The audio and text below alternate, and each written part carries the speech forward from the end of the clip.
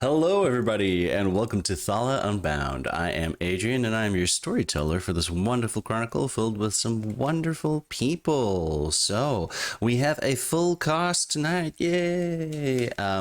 Guru is just out and about and will be joining us shortly, but we are going to go ahead and say hello to our lovely players, and they can let us know what they might be up to recently and where we could find them if we want to find them doing other things. So, because we've missed Anne for a bit, we'll start with you, Anne.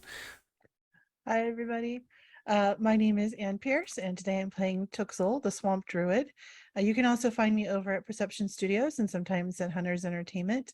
I play games, write games, lead games. If you want to see some of the stuff I've written, you can head over to itch.io and punch in Inkborn Studio and check it out there. And I'm excited to be stuck underground tonight. That's so great. Yeah, I'm sure Tuxel's gonna be having a wonderful time, not freaking out or She loves anything it. like that. Everything's gonna be great. Next up, we can say hello to our wonderful Nas. Hi, I'm Nos. I play Miller, the potentially unhinged fighter monk. I usually bounce around the bear pen or the cookout. Sometimes I am at the Glazers, classical Glazers Twitch, but I usually just shitpost on Twitter. That's about it. That's fair. It's absolutely fair. Next up, we can say hello to Ethan. Hello, everyone. I am Ethan. I'll be playing Valentine, the very badly injured cleric today. And you can find me over at Ethan and Dragons, always running games, always having a good time. Yeah. Indeed, Valentine's definitely looking worse for wear. Looking a little bit worse for wear. Next up, Di, our fantastic Di. Hello.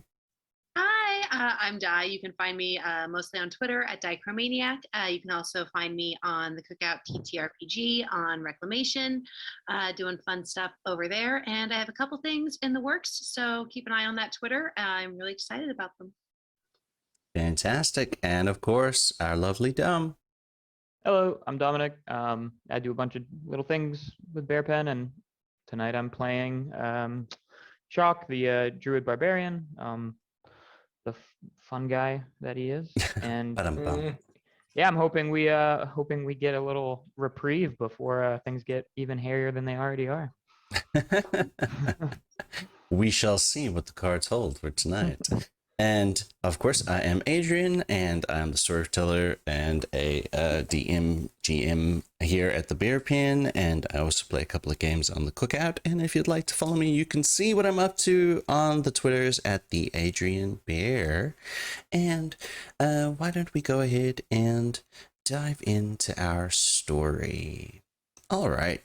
So the Unifiers had made their way to the fishing village of Elin and discovered that all was not exactly well here after investigating the seemingly abandoned cottage of some hags that had supposedly terrorized the village and kidnapped some young girls for whatever purposes is unclear.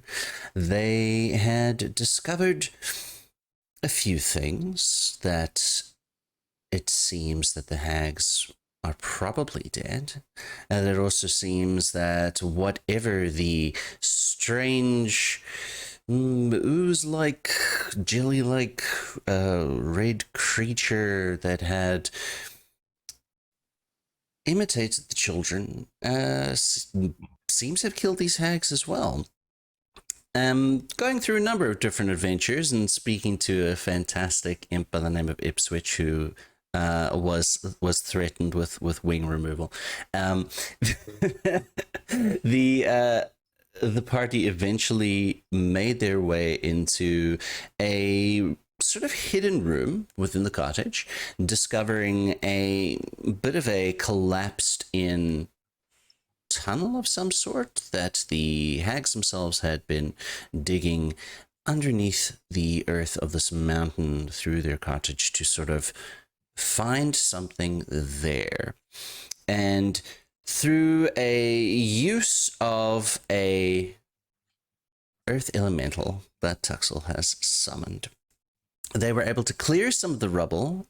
Chuck, going ahead to investigate in spore form into these tunnels beneath, had also discovered that it seems as if the hags had set up some kind of actual arcane elevator shaft here, which would take them to a section of the mountain which seemed to lead towards a door of some sorts, made out of what appeared to be some kind of stone, but upon closer inspection also seems to be organic somehow. Chuck managed to communicate with this door in a certain sense and commanded it to open, upon which they had found a set of stairs descending very, very deep into this mountain. The stairs themselves being quite small in that they seem to have been designed for almost, in a sense, without care for those who might be walking on them. But they were still very well crafted, and everything inside this space with which the party found themselves descending had this sort of stone-like but somehow organic construction to it. Eventually, after descending about almost 300 feet, they started to come across enormous murals of a sort, or carvings, one could say, as they were not painted, that were starting to cover some of the walls here on this set of stairs that was leading down. And what they saw were images of sort of floating, elongated creatures, spindly arms and legs, almost octopus-like heads and cloaks, commanding all manner of different humanoid races to build things and just generally follow and obey. The depictions also showed different stars, different spheres, and giant constructs which seemed to be almost shell-like at one point and squid-like at another point, that seemed to be flying between these different spheres. Through a combination of knowledge from Miller and previous conversations with Emaris at when the Unifiers were at the university in the Undercity, it seems as if this, whatever the structure is, was housing Illithid. Eventually, the Unifiers had made their way to another one of these doors, which Chuck's first attempt at polite conversation with it to open were met with refusal to open until he issued a command. It seems that whatever is inside the structure responds to force and absolute command, not politeness or kindness in any way. Once they had entered into this doorway, they beheld a very, very open, large concourse. This sort of organic stone flooring and structures in front of them, around about 30 feet in front of them, which were tall, cylindrical, tube-like structures with holes in them, which were about 40 feet up. This dull red light suffusing the entire area wherever they went. And investigating some of this cavern, they had found a few pathways to go. And also on one section of walling, they had seen another one of these carvings, done in a manner which, well, was so precise it couldn't have been carved. Some other method must be used to create this these very intricate carvings, but they saw, just in a very different artwork style from what you would find on Thala, the potential hind legs of a mechanoid dragon on this wall, which the party had come to perhaps identify as Oban, which is the dragon god of law. Following some sounds, the group eventually came to another pathway when they were summarily attacked by what seemed to be just a structure at first, but after a moment of trying to get past it, it had sprouted tentacles, very large, giant tentacles, and attacked Shashi. And, well, a battle ensued with this 8-armed, enormous entity, a single red eye and a beak-like maw in its face, and Shashi taking some heavy damage as this creature had attempted to suck their brain out of their head. And Valentine doing their best to keep Shashi alive at the cost of his own life force. Upon successfully killing this creature, the entire entity sort of began to collapse in on itself and turn into this red jelly ooze-like substance, which coalesced and found itself on the point of a single thread of this same substance that they had noticed, the thread quickly unwinding itself and receding somewhere else within the cavern. And it is there that we find ourselves and start our story. How would you all like to proceed? Yeah, definitely noticing how hurt Valentine is. Zashi, I definitely want to go back over and try to heal him again. I'm going to spend another key point and put my hands on him with the dragon mark sort of going into my palm and putting it on him, like, here, I'm just returning the favor. Killing slap. Hit these He's been hands. slapped enough. Oh, good. That's a 7, so that's a 10 points of healing to you, Valentine. There's no need, but I appreciate it nonetheless. Question, is Miller covered in anything, considering it collapsed in on itself while he was inside of the maw? You do have some streaks of red goo on you.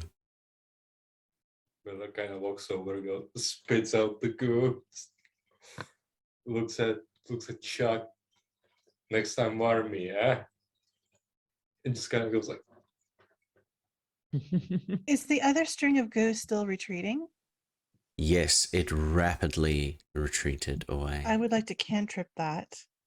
Okay. If it's goo, I'm going to assume that it has some sort of at least water component or liquid component to it. Okay. And I want to cast Shape Water and see if I can make it curl itself back into a little ball and stay on the ground. Very interesting. It is rapidly going away. So the first, it's been very, very quickly disappearing. So the first thing that I want you to do is make a dexterity check. Certainly.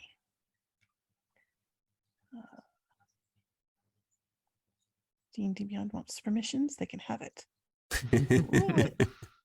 Have all of it. You can have my permissions. Just do the thing. 17 plus 3, 7, 8, 9, 10, 20. Oh It's a my dirty 20. gosh. All right. Wow. Okay. So you are indeed able to. Oh dear. What happened there? You That's what are happens when you shape water. indeed There you go. able to get the effect off that you need. Now let's see, as it is just a cantrip, let's see how effective you are. So you can go ahead and make a wisdom. We'll call it a saving throw here. If you're not proficient in wisdom saving throws, just make a wisdom check and add your proficiency modifier. Because That's a total of 9. 9. So you're able to catch it in time for sure, no problem. But your attempts to control the substance don't bear any fruit, shall we say. And it does manage to eventually begin slinking its way back again. Which way is it slinking? Make a perception check.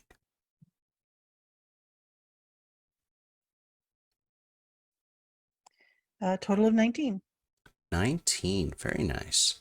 So with that kind of perception check, you are able to notice that it is sort of in a more northerly direction from What where is north of this? What is north of here? Do we know? No, but I think we were following some sounds that the we had heard in that direction. sounds that you had been following were to more the northeast. The retreating Ah, okay. tentacle is more in like a direct north sort of Gotcha. way. So, would you guys mind if we took a minute? Just a minute, please. No, I could use a bit of a break, recharge, relax, think Oh. about what we want to do. Do we even want to follow this thing? I We mean, have to, right? yes. Whether we But want to follow it or want to avoid it, it's good to know which way it's going. Either way. That way. But there's only so much I have left in me, so just not a full-on nap. Let's just take an hour or so, yeah. You think it's safe to nap down here? No, but what choice do we have? Do you want to go back up? I'd rather continue forward, honestly. Every second we waste, someone else might be assimilated. Could even be you, could even be me. I mean, Well, that's ominous. Miller just looks at It Valentine. was a How joke. injured? How injured is Valentine? Very, but their skull has just been patched together by Chachi's healing hands, and their eyes are very sunken and sullen. They've lost a month of their lifespan, so they're like a month older.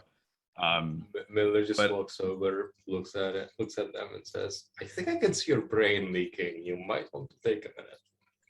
Even through all of this, his smile remains, and his calmness has not changed in the slightest. You know, I really hate that about you. You have a brain leaking out, and you're still smiling. It's creepy. It's admirable, but It's I've creepy. been through probably worse. still ill-advised to continue on without at least some rest. If I we chase will- down this thing and we're injured and your brain is leaking out of your skull, I don't know how effective you'll be. I'll take first watch then, if you all wish to rest. Just a It's not a the- full night, but I Just go a ahead couple. and rest. I don't think I got injured at all, so I can hover for a little bit.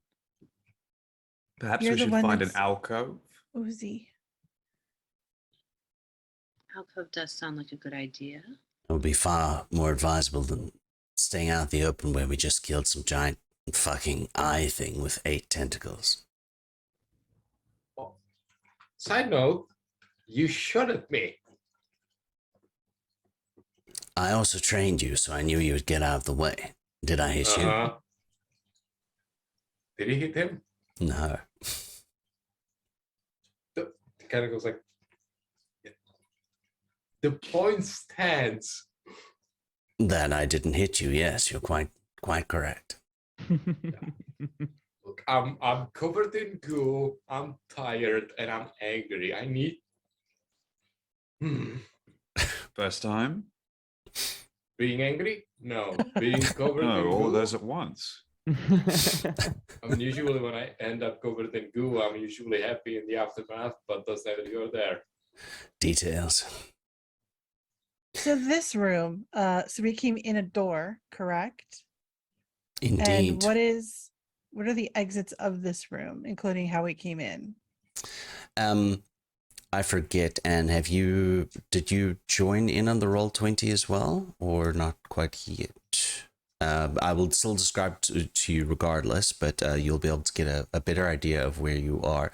So currently, you had walked into the very large concourse where you have seen that there are a number of these structures which are placed at certain points, which seem to be these sort of like cylinder-like structures. Yourself and Do are currently closer to the base of some that are even taller than the ones that you had seen when you had just came in. These ones are at least 100 foot in height, and there is sort of a wide open path that leads like northwest-ish of where you are now. The direction which you were wanting to head, at which Shashi was attacked, is more towards the northeast, but there is also sort of a eastern southeastern path that you had seen. There was, upon immediately entering into this place, the thing that you had seen, or the area that you had seen in this sort of organic shell-like, rock-like structure to the west of you, were the walls with the murals where you had just seen possibly the hind leg of almost a mechanical type dragon. So there are those directions available to you. Maybe we should take a step back into the room behind us. That room doesn't seem like it's been disturbed for a long time. That might be safer.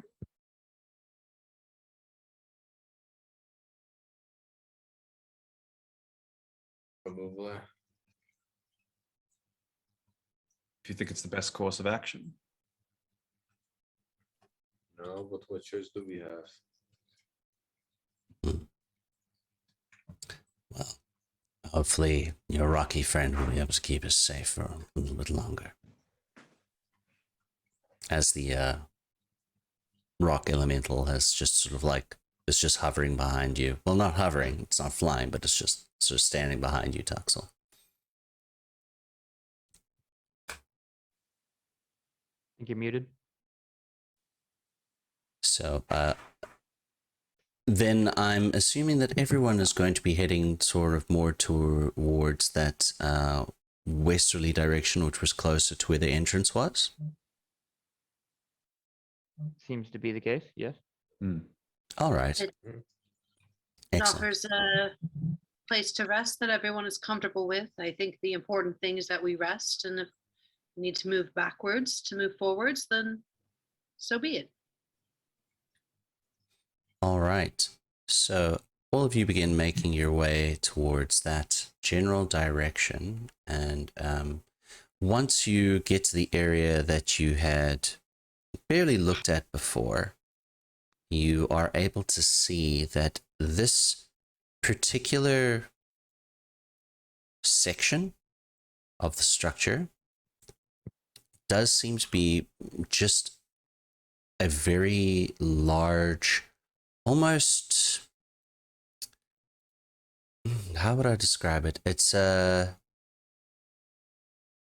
is a mural, but not for like artistic purposes, if you know what I mean. It's more like a mural that is a record of some things, but you begin to see the outlines of that large mechanoid dragon's legs sort of extend up and around the wall. Very different art style again than what you are used to on Thala. It's not at all what you would call normal for all of you, but you can all make out different scenes. So just to see how much everyone gets out of this and what you can see, because it is very large. Everyone just make a perception check for me here.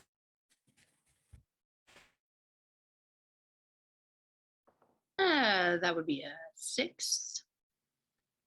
All right. Would be a 13. Okay. 10. All right. That would be a natural 20 for a total of 26. Ooh. Twice. Nah, 9. Mm-hmm. Okay. So everyone sees that the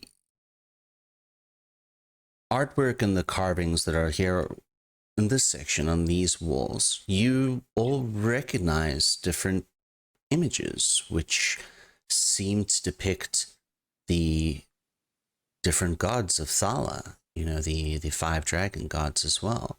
But also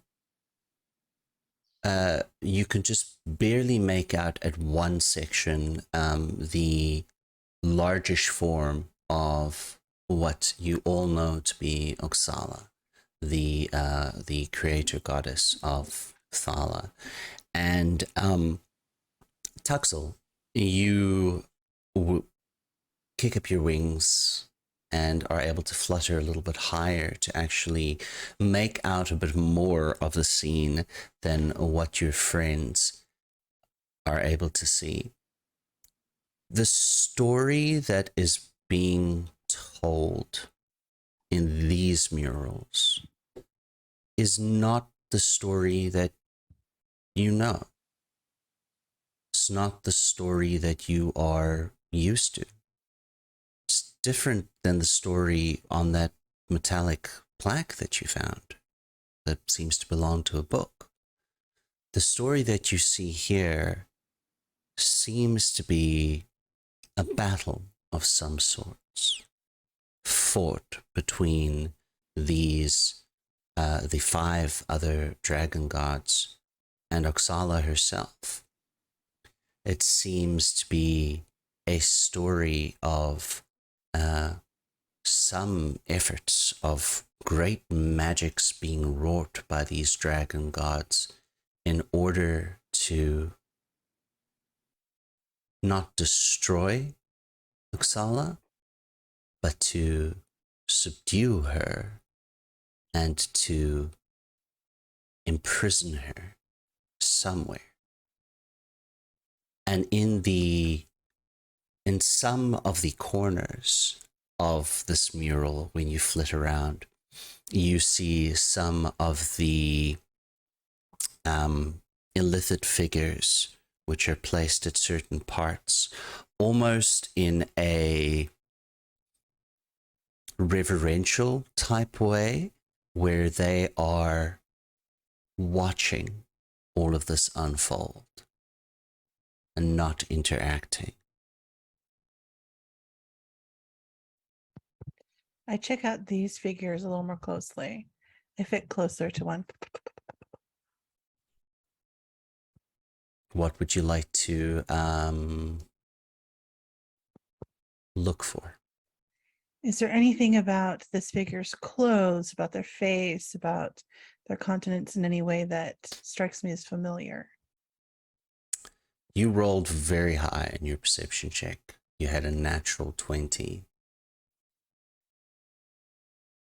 You notice that on the right sleeve of each of the cloaks of these sort of gathered illithid figures at different corners which are looking is a symbol of 3 strands of rope intertwined, interlaced.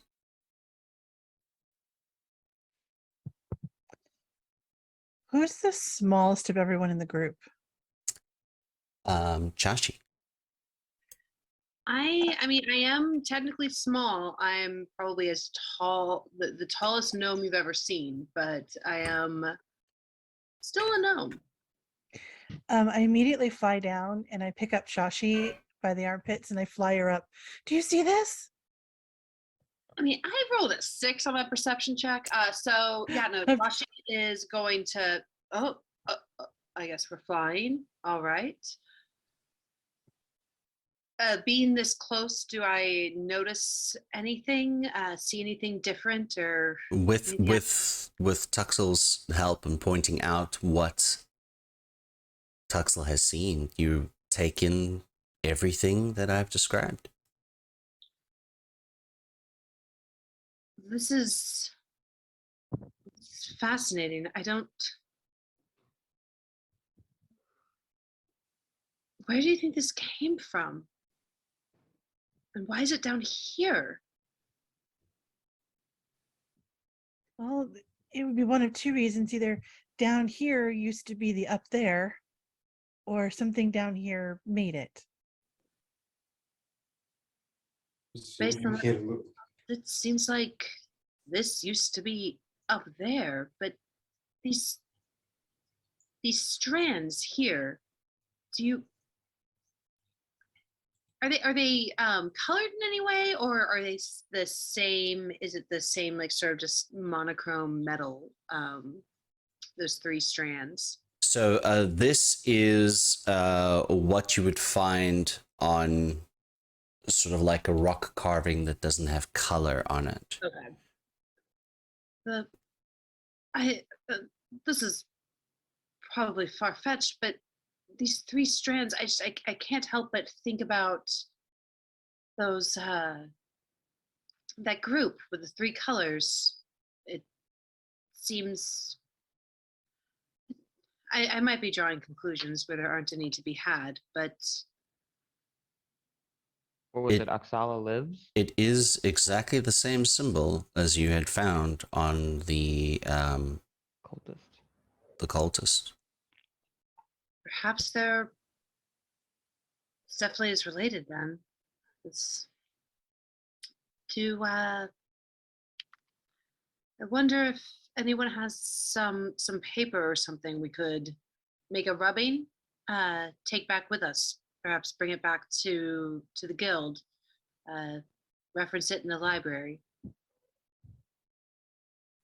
I'll bring her back down to the ground.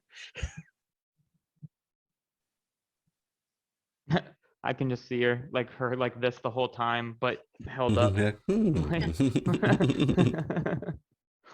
Yes, this is definitely of interest and importance. We need to document it. We need to get back to the proper authorities. Miller kind of blinks. It's like, wait, can you? So you're telling me that this is information that's not known. That's on these plaques. It's known to Rocks. somebody, but not to the general public, that's for sure. Definitely seems to be known to the people that have been causing so many of the issues, and really the reason why we're together. This is You know, that's a good question. I never asked you why are you guys even together? to investigate this. We were They kind of told us to, yeah. The powers that be feel seemingly quite threatened by the growth of a cult, insinuating things that challenge the religious fabric and groundwork they kind of built Thala around. Actually, has Miller encountered this cult ever, or is this new to him?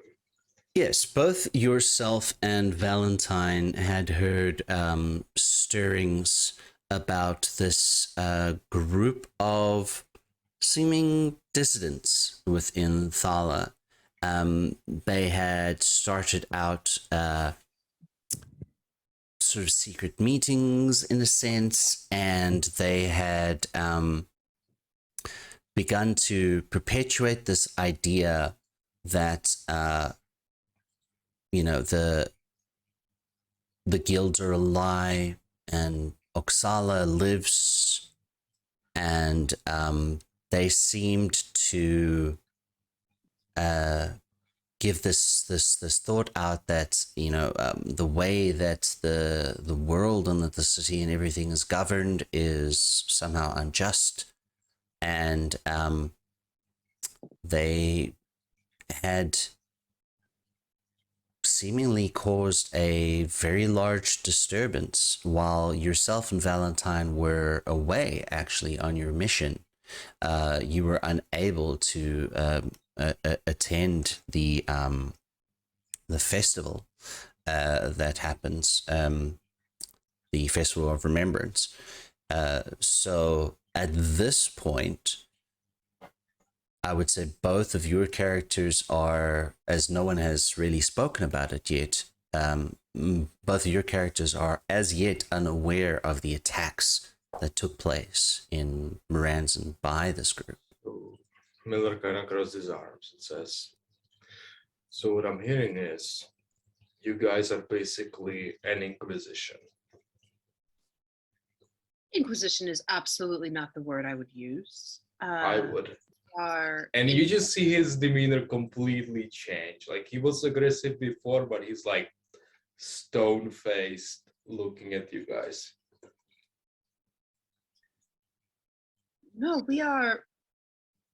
we are here to prevent more violence and death, and find the source of this uprising and make sure the city is safe for all. It started with an explosion. People were killed. Lots of people. They got lucky. They got lucky because they were killed. Yes. That's dour even for you, Miller. It is one of his traits. I'm just gonna point out. He's gonna whisper. He's like, I think he must. It's like he must be one of those. Can I roll a Just over my shoulder. Yeah, just over Sean's shoulder. He must be one of those people. Hear the call Welcome of back, the dude. Oh, I droners. forgot you were here. would that fall under Miller's passive perception? It would. Yeah, what is your passive perception? That would. I have something in mind. It's gonna be kind of weird. My passive perception is a 17. Yeah, I mean, you hear it for sure. You guys aren't that far apart. You know what I mean? And then dude's So- a loud guy, so I'm like, he's gonna. Miller kind of hide. turns his head towards Dew, walks over close, gets almost nose to him, so Dew can look into his eyes, and he wants Dew to look very carefully into Miller's eyes, and Miller has the heart of darkness. So, what does that tell you when he looks into Miller's eyes?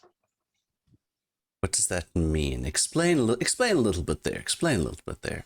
Yeah, a little bit. I need a little bit there. But In the simplest terms, if you look into Miller's eyes, he looks like he has seen some shit. And he has seen so much shit that certain people are actually compelled to help him because they feel bad.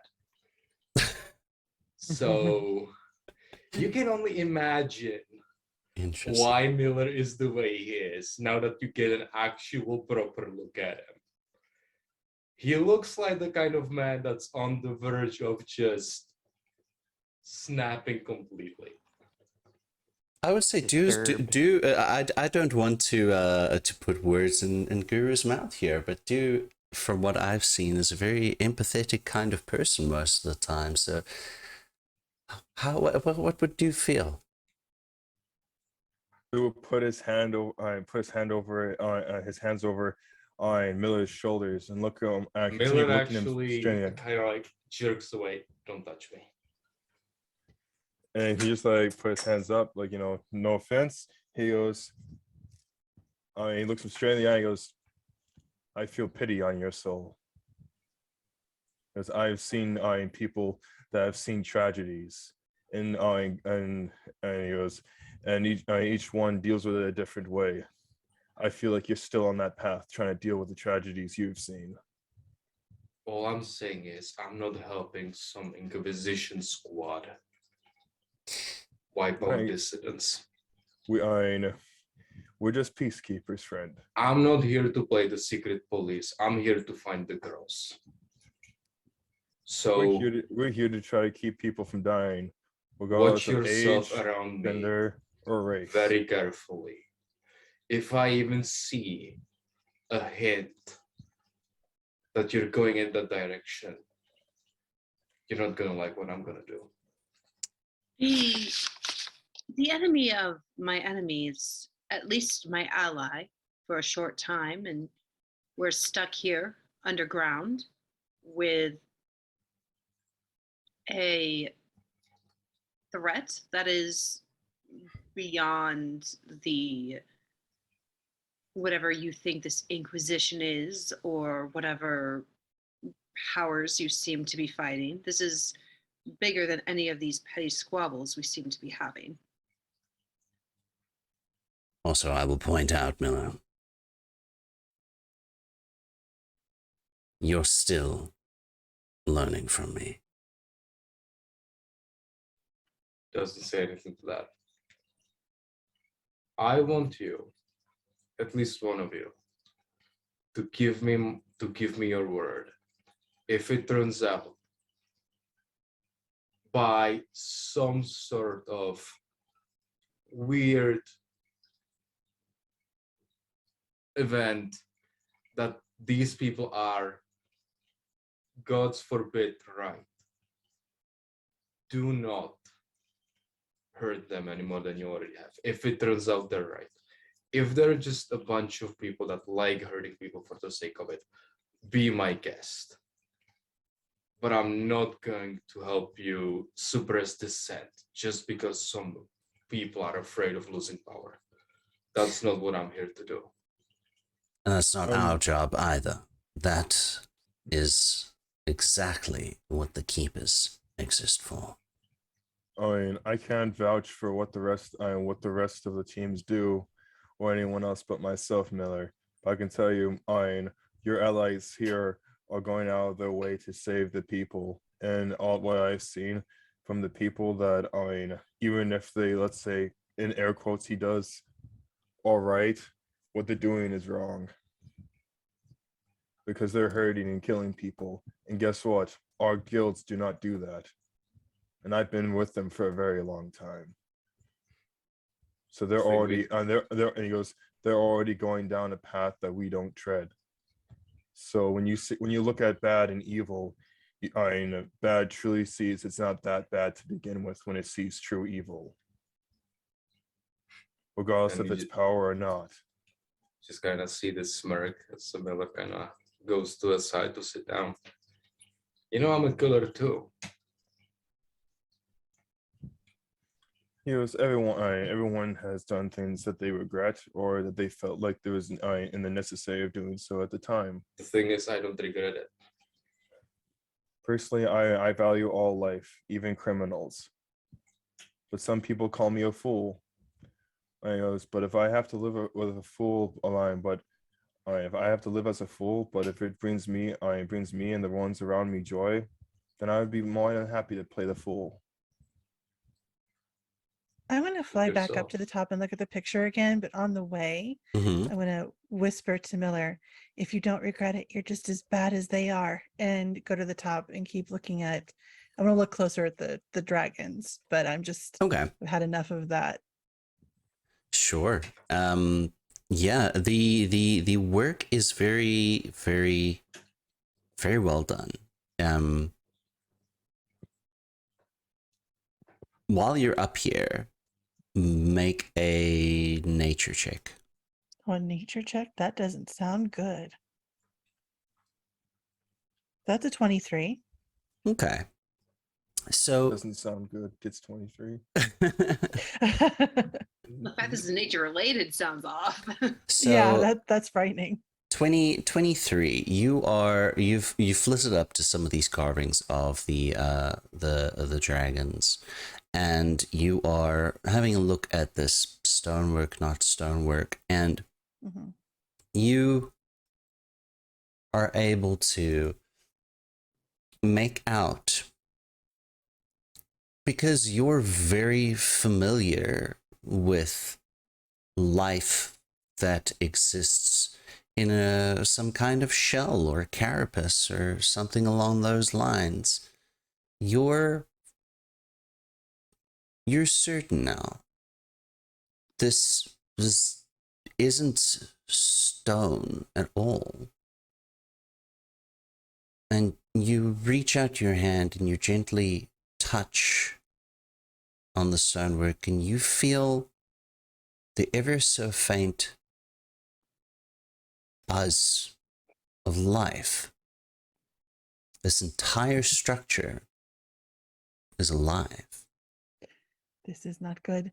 This time I go down and I grab Shock. And one more thing, Oh no, as we're gonna die here. you feel this feeling here, I need you, and actually do as well, to make me a charisma saving throw. Oh no. Okay. That sounds like a Is it bad too late to thing. give to give Pixel my bardic inspiration? Yes. Dun Oh, dun dun. that's a 4. Okay. 27. Okay. Ooh. So, as you've been down here for a while now, and Tuxel, probably because of your direct contact with this life of the structure, both yourself and Du, as growers, are attuned very, very well to the thrum and the song of Thala and everything that belongs here and is part of this world. That's your domain. That's what you know. But the feeling that this entire place is not part of the song of Thala is very overwhelming for you specifically, Tuxel. So overwhelming that for as long as you are down here, you are under the poison condition. What if I'm resistant to being poisoned? Then I Maybe would you just take say damage if you are resistant to being poisoned, I'll let you roll that saving throw with advantage. Oh. Because this is not poison per se. This is more like Feeling ill. yeah. It's like an actual, you just feel Like a ill. yeah, Like yeah. brain poison? Yeah. Is that charisma? Yes. Yeah. I'll try it one more time. That's a 16. Okay. It does give you a bit of a gut punch for a bit, but you're not, you're not under the effect of it lasting forever. You feel like you could throw up, but it does pass. It's more like, you feel like if you're going to stay here forever, you're going to have one hell of a migraine. It's kind of like the chill down your spine, like are you walking over someone's grave? Yeah. I come down quickly, a little too quickly, and kind of hit the ground a little harder than I want to. Next to Do. Are you okay, Oh, yeah. Pixel? That's You not felt- good. You felt that too? Oh, it's like, so when you It's get an- off I was gonna say roller coaster. Maybe they don't know what that is. Maybe they do. It's like when you get off one and your head is spinning, but it won't stop. You know what, Yeah, it Tuxel, feels go unnatural. ahead and roll a D100 for me. because the makers make many things. It's quite possible one of them have made an amusement park. Why not? 69. Nice. Gold. Just because it's 69, yeah, there's totally an amusement park that the makers have made. 100% Arcana Tech amusement park, roller coasters, the works. It's canon. Just outside of Moranza. Yes, it's like when you get off and your stomach still hurts and you feel like you're still moving, but you're not moving. You mean like the I can Dragon's feel it. Breath ride? Yeah, that's the messed up stuff. Oof. Is this Never whole ta- thing living? Never, trust me. Don't hit the amusement park after a good time at the tavern. It's not a good idea. You make that mistake once. Yeah. I've made that mistake many times with chalk. Oh, do. Okay, well. Well, I wasn't the one intoxicated. Give Shock a side look. A shrug.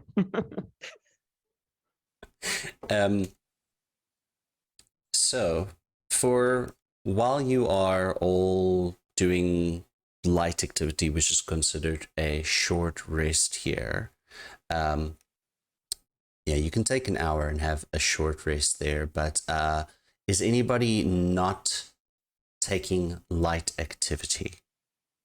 I just want to go talk to Valentine for, if we're taking a downtime. All right.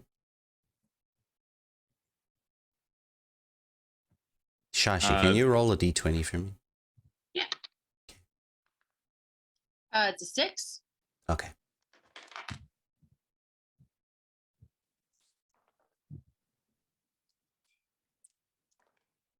Continue. Fine. When he gives us weird, when DM rolls weird numbers, don't worry about it. Yeah, don't worry about it. It's fine. Okay. So Valentine, what is your personal idea of these statues in the past couple events? There are statues around me. That's as far as I've gotten in my thought process so far. I was attacked quickly afterwards, so that did occupy my mind. I do have opinions. Oh no, it just and all my time studying on the lore and history of Thala, I've never heard of this place, and I've been around for a while. It also feels unnatural. It gives me this uneasy feeling, like it's unnatural or it's not supposed to be here. I can understand that. And yet, to me, it feels so right. Like it belongs here.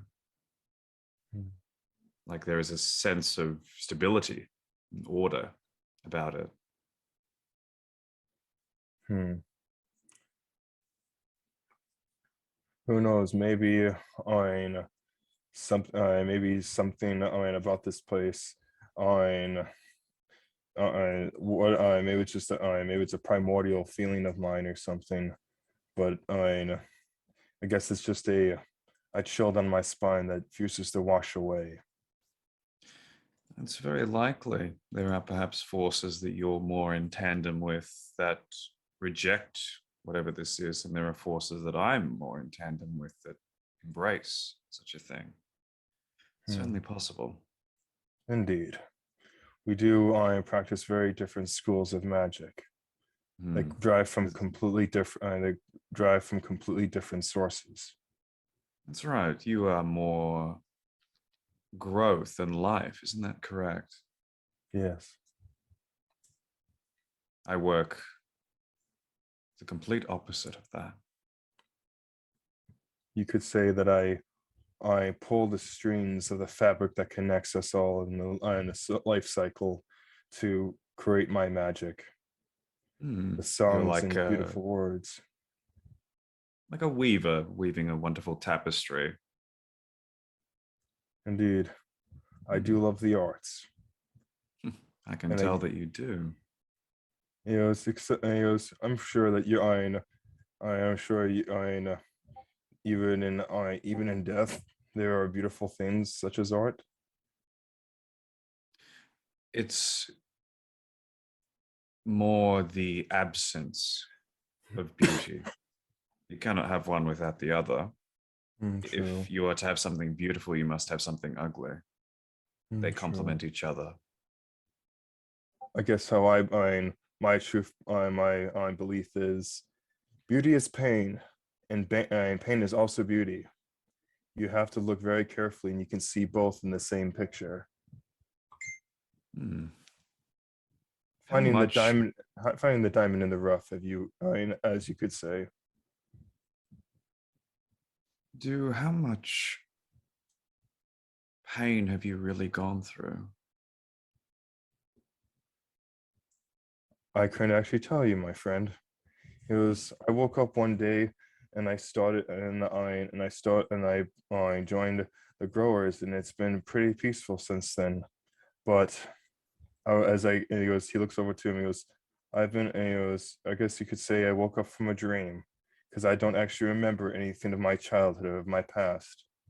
It's like it doesn't exist for me. So I'm not sure if it's and when I looked into it, there was no records of such of my past. So I'm not sure if but I'm from Thala. I have the dragon heritage, but for some reason, no one knew me when I was a child. And I'm not sure if it was some magical effect or whatever reason why, but I cannot foresee that past. But I do have glimpses of dreams. Some of them are heroic and great, and some are quite terrifying and painful. One I've had recently, and I've had a few times recently, is of me dying. I was swallowed by a giant creature. It took my arm, and all I could taste was the blood in the sea. And he goes, but then I was like, but then I always wake up in a cold sweat. But then I look at my arm, and it's still there. I'm not sure if I'm connected to other lives of mine, or is there something from my ancestors or what have you? But he goes, most of my pain comes from those dreams, I guess you could say. He goes, I try to look at the bright side of life. I am blessed to have the people that are in it, and to be able to help others that cannot the strength to have themselves. That's why I truly believe what we're doing as the Unifiers is the right thing to do. One of my favorite pastimes is teaching the children to sing back in Morans, and seeing them laugh and giggle and play around and dance. Is absolutely amazing to me, and their parents are just as happy. I like to share that happiness and warmth with people, and I hope one day, I can bring you out of the darkness that you fell into, old friend. I can still see the sadness in your eyes. One day, if I could choose to do, if I had one wish in this world, would be the ability to steal pain from others. So then they too can find the true happiness. You have hit on something between us, do. I have a lot of missing thoughts and memories myself. But do not mistake this look of mine as sadness. It is rather a lack of anything. For you see, I feel nothing. When you speak to me of these honeyed words, I don't feel particularly one way or another. I know that my past self would have felt towards that.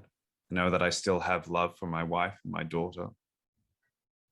But honestly, the way you do things and why you do things does not impact me in the slightest. Indeed. I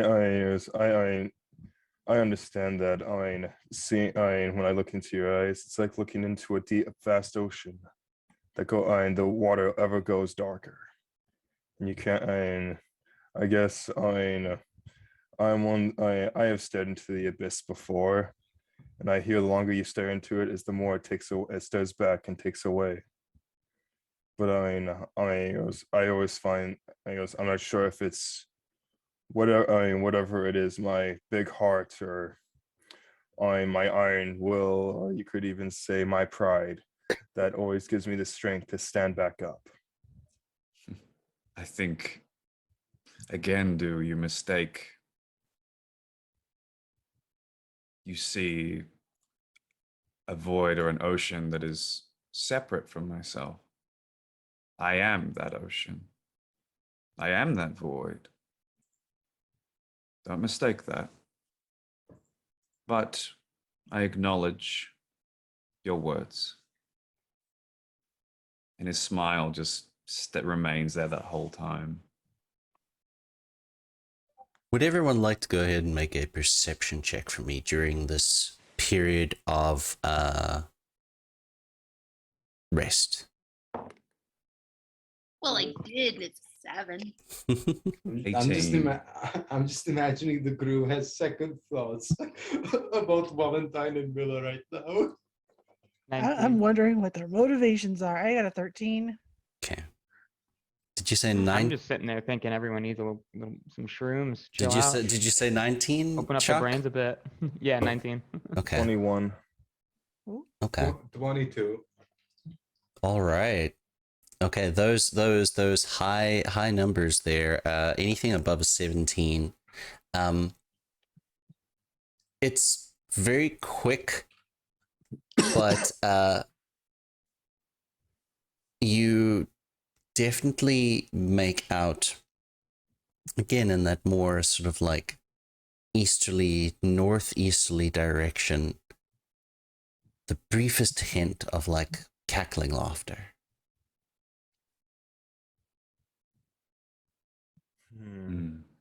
That's unsettling. We heard this before. I would But- go that way. But you do complete your short rest, so if you need to roll any hit dice, you may roll your hit dice. How do you roll hit dice on? I don't Beyond? know that it works well. I haven't ever made it work. I try and then it just doesn't update anything, so I have to do it myself. Yeah, so it's roll the whatever your hit dice you're going to use, and then add your con modifier, and then What's add that the to your hit health. dice on monk? I don't see it. So D8s for monk and D10s for fighter. I think I'm fighter. No. Wait, On, did I start on Beyond, if you press short rest, it'll bring up your hit dice. short rest? You'll at least And then- see how many you have and what you Yep. can roll, but it doesn't do the math well. Exactly right. So I think I have to roll fighter because I started as a fighter. No, you get however many levels, you get that many of that hit dice. Yeah, you can choose. So how many levels in fighter did you take?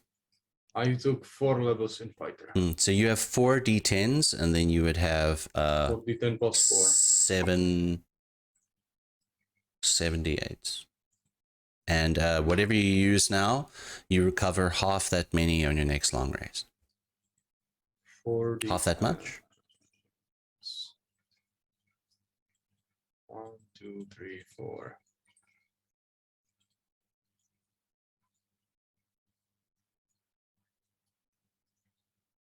That's 15 All right.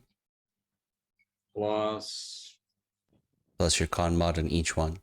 that's 4. So 4, your con mod is 4, so it'll be Yeah. 4, 8, 12, 16. So 16 plus 15, 31. 31, and that's next long rest, right?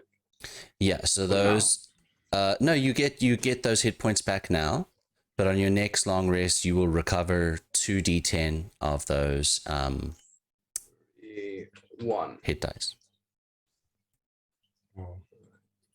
Well, thank you for humoring my curiosity, Valentine. Always. Curiosity is an important part of life. It's an important part of death. I suspect we will be helping each other in recovering these memories. on our journeys. It would. I would like that. If you won't mind, in our time being our time together, I'm going to continue looking for that diamond in the rough in that vast ocean, and hopefully, he goes, maybe one day I can bring back the Valentine I once knew. I'm not sure who that person was, but I suppose there is a small part of me that hopes you do find them too. So best of luck. Oh, thank you. All right. Have a gift for you. Have a gift for your wife, and I'd give him 3 pearls, and one would be pink, white, and black. And he goes, one is for your daughter, one is for you, one is for your wife.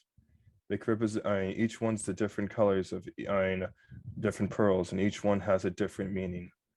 One is for beauty and love. The other one is for life and luck, and the other one is for strength and determination. I'll let you dispatch them as you see fit doing so with your family. Just remember when you look at them to remember who you're fighting for and what started all of this. Because going back to looking back to your past and remembering the reasons why you do things can give you the strength to continue going forward. If it's all right with you, I might send them all to my wife and my daughter. They're a gift to you. You do as you see fit. Thank you, do. Very thoughtful. After a few intense and interesting conversations amongst the party members, you are picking up right at that moment. How would you all like to proceed?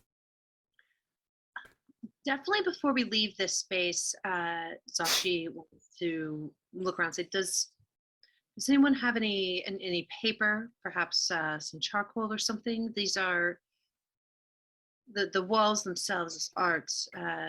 We need to record it somehow, take it with us, and I don't think we can take the actual walls with us, so some rubbings might be the next best thing. I'm afraid not. I have parchment.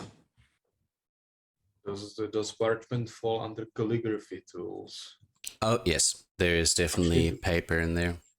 I do have proficiency with calligraphy, but I don't remember if I had to put them on my sheet as an actual item, or if that falls under.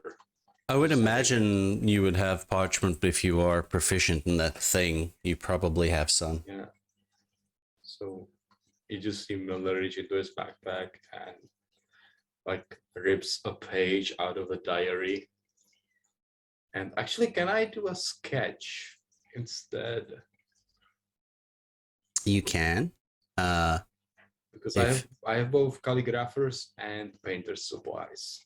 Okay. That's my tools. Sure. Then it would be, I'm going to make this dexterity and add proficiency. So make a dexterity roll and add your proficiency modifier. Dexterity. He's a tortured artist. You just watch Duke take out his parchment and uses precipitation to basically stain the picture to make it like a photograph. Do you see this photograph?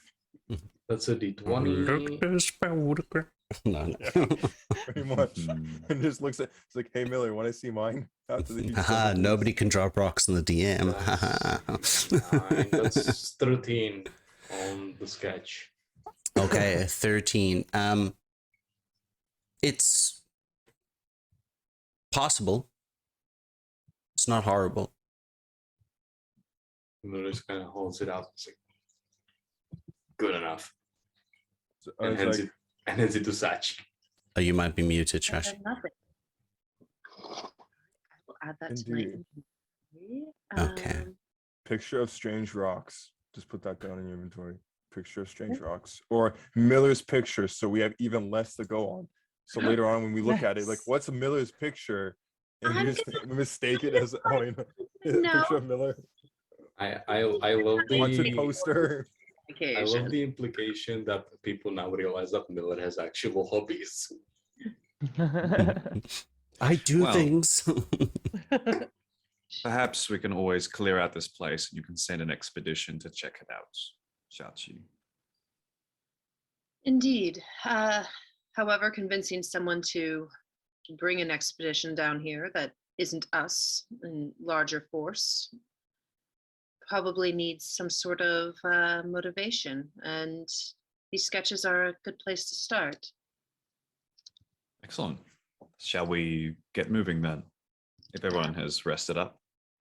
One more thing. I would like to, I have this, I have, all right, so DM, I have Mhm. both alchemist supplies and an herbalism kit. Would I have the materials necessary to like scrape some of this weird wall off into like a small jar or something that I can take for experiments? I would say so, yes. With both of those tools, you definitely have the stuff that you need. Let's see how successful you are for this. Also, dexterity plus proficiency if you are proficient with those tools. Yes, I believe so. 10 plus 7. Oh Lord, the dice really just hate me today. That's a 9. And 9. 9 plus 7? Oh no, I rolled a 2. Ah, okay. It's proving kind of difficult. And I think you're realizing from what Tuxel had said earlier that if the structure is alive, if you keep prodding the way that you're prodding, you know, it's not to say that it would bother you so much, but you think you might hurt the specimen. So you're not sure, you aren't, you can do it, but you might hurt this thing.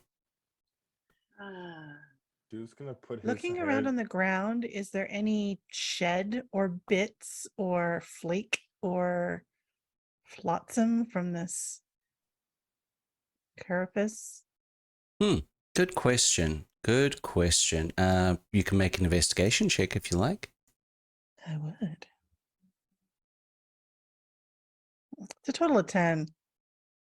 I would say no, not particularly. The reason being here is that you reckon that any molting that might happen, that would be on the outside part.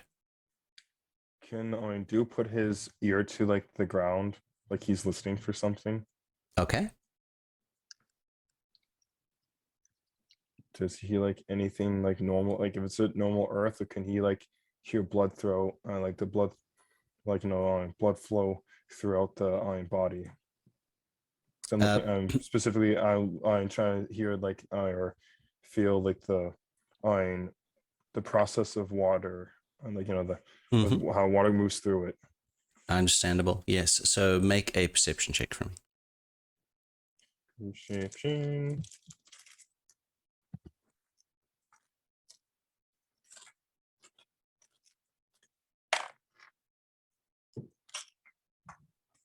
Hey, 26. Very Natural good. 20. Very good. Very similar to what Tuxel had felt earlier. You do listen and you can hear the telltale sort of movement of liquid inside something living. So he gets back up and he's like, "Well, everyone, I think we're in a beast because the moisture doesn't move naturally through the earth that way." And he goes, and it's also weird. And he goes, it's also weird how the ground doesn't really stay wet in a dark area here, even though that I constantly every time I step somewhere, usually it leaves a little mark. Here it does not. And he kind of like shifts his legs around and like kind of like watch the water disappear.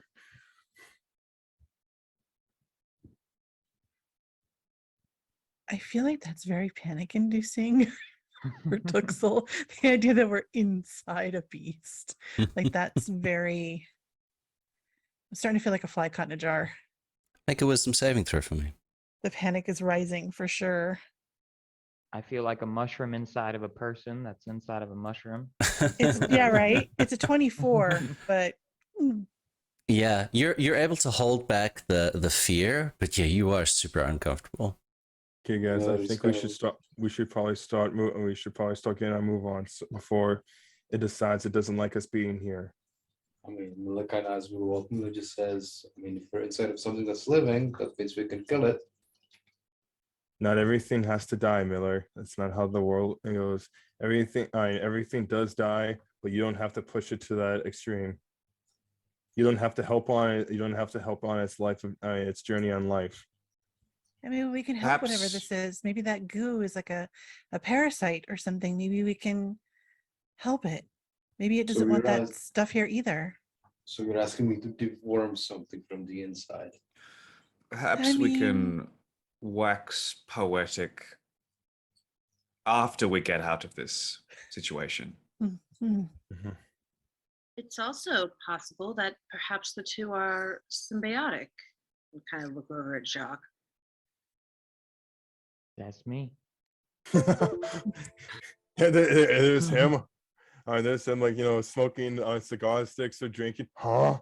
Did you guys ever see that? Did you ever see that? Zelas nods towards Valentine and starts walking. You just see gonna Master walk Sloss off. drinking the water. Huh? Which way We're are moving now. you Awesome. moving? So are we planning on Following moving towards the Master Sloss. cackling or towards the thready threads? Towards the We're cackling, I getting think. to a rush, So then right? follow a Master more Celeste, 'cause you western start walking. northern than northern direction. So the thread, if you will, went north. The cackling is northeast. Would Indeed. Mm. Considering Cackling put it- implies a hag. Miller wants a hag. He wants to talk. that's why I'm interested in checking it out too. The eyes have it. We're going to go see the cackling. Any objections? Feel like both are equally full of possibilities for adventure. Take your lead. Adventure.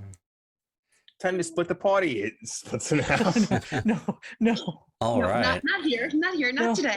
Nope. So, no. you all begin to sort of make your way back to that direction that you had been attacked before. So the last had sort of taken off nearer the front. Your earth elemental at this stage did disappear. Okay, that was my question. Yeah. Yeah, because you Bye, only had about bye, 20 minutes Earthy. left on that. No. And Bye, Earthy. Not Earth, John. as you come closer to the section now, you can see that there is a corridor that leads sort of deeper into another room. It's about what you can make out at this point with the low light here. But the sounds that were more along the lines of cackles, you can just barely begin to make out voices. Not necessarily close enough that you can hear exactly what they're saying, but snippets of conversation. We're going to keep those some of those perception checks from earlier, and I would say those of you who had like 19 and higher earlier, you can definitely make out that the voices are, quite shrill and feminine in nature, I would say, to a certain extent.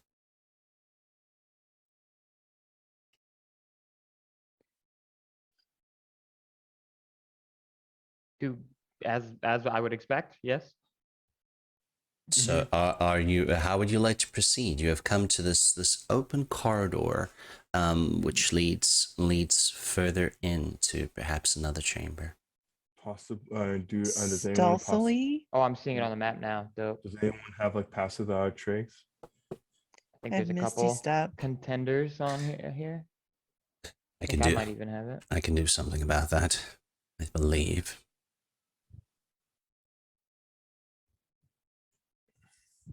Let me check. What's the lowest level you could cast that at? Yeah, 2.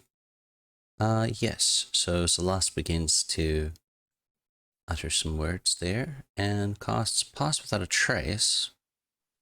If you are all within 30 feet of him, you will get a +10 to your stealth bonus. So you can go ahead and roll that. I rolled. I got a 23. Nice. 26. I actually rolled above a 10 for once. I'm gonna So- I'm gonna upcast invisibility to level 5, and we're all invisible, so you have all advantage. Nice. Interesting. With the advantage and the pass without a trace, the grand total is 31. Very CLT nice. 6 up in here. 28. Very nice. Celeste So- is almost in another 21. campaign. He got 44. Ooh. That's all right. So that's with the advantage. That's the 23 plus the 27. 10. That's 33. With advantage, with +10, I have 11. Oh, no. Did you roll a natural 1? I might Twice. have rolled natural 1 because I also have a disadvantage with my heavy armor, so I just have a normal roll. Oh, no. Okay. Well, luckily for you, you all are invisible, and the group, as a group check, has more than succeeded for this makeup for a natural 1. So I would say, as you're walking and you suddenly, the darker spaces around you all coalesce into this more shadowy Just a giant concentration, and you will go invisible. Zelas does actually have a hand on your armor at certain points, Valentine, as he's put a hand on a point to sort of be a shock absorber for some of the clunkiness. So you aren't necessarily aware of where your companions are because everyone is now visible, but except for Zelas, whose hand is, on you. And yes, is anybody going to change up their marching order here? So far we had Zelas and a Valentine near the front. Miller is definitely going more forward because hags. He has Okay. questions. So we'll put Zelas there, and Miller's next to him. Oh, sorry, Valentine was next to him. So Miller, you want to be closer to the front as well? Yep. All right. All right. I take the complete back for. I mean, no one else wants it because I'm kind of beefy. So just in case if someone tries sneaking up on us, Tuxel, how about yourself? he's a beefy bard. You might be muted, and Yeah, because I'm invisible. I'm gonna stick close to Shock and Shashi. okay, all right. So you're sort of close to the back, but yes, you all begin to proceed quite stealthily, extremely stealthily down this corridor here, and you get to a point where the room begins to widen up. The low red light in here actually is a lot brighter, and you can see why once you hit a certain part. In the center of a room, there is a giant glowing red crystal. You also notice that there is a cauldron that has been set into the center of what looks to be almost like it has the impression of, what would I call it? Almost like a church in a sense, like church pews, except that the statues that are in this area are definitely those of Illithid, and the space is also occupied by what you can see are 3 hags, different in appearance to each other, all 3 of them, but they are sort of laughing and cackling, and there is a man who is tied to the sort of table and or I don't know what you would want to call it, a torture rack if you want to, close to where the cauldron is. And one of the hags says, "Oh, sister, you always have the most wonderful ideas, but you got to play with them last time. It's my turn." Another one says, "No, it's my turn. Last week, you are the one who managed to convince that stupid fisherman that he could get married if he drank that potion you sold him." And one that is standing closer to the crystal actually begins walking closer to the figure that is strapped to the table here. Oh gosh, I need to be able to move that, please. Give me the right layer.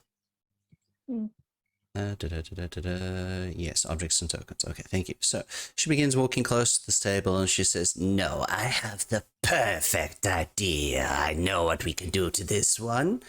And the 3 hags sort of look at each other and all start bursting out laughing and cackling as they begin to circle around the table in a bit of a dance and begin to sing a bit of a spell as you witness the man's body shift and change and morph and distort into that of a small cat, small black cat.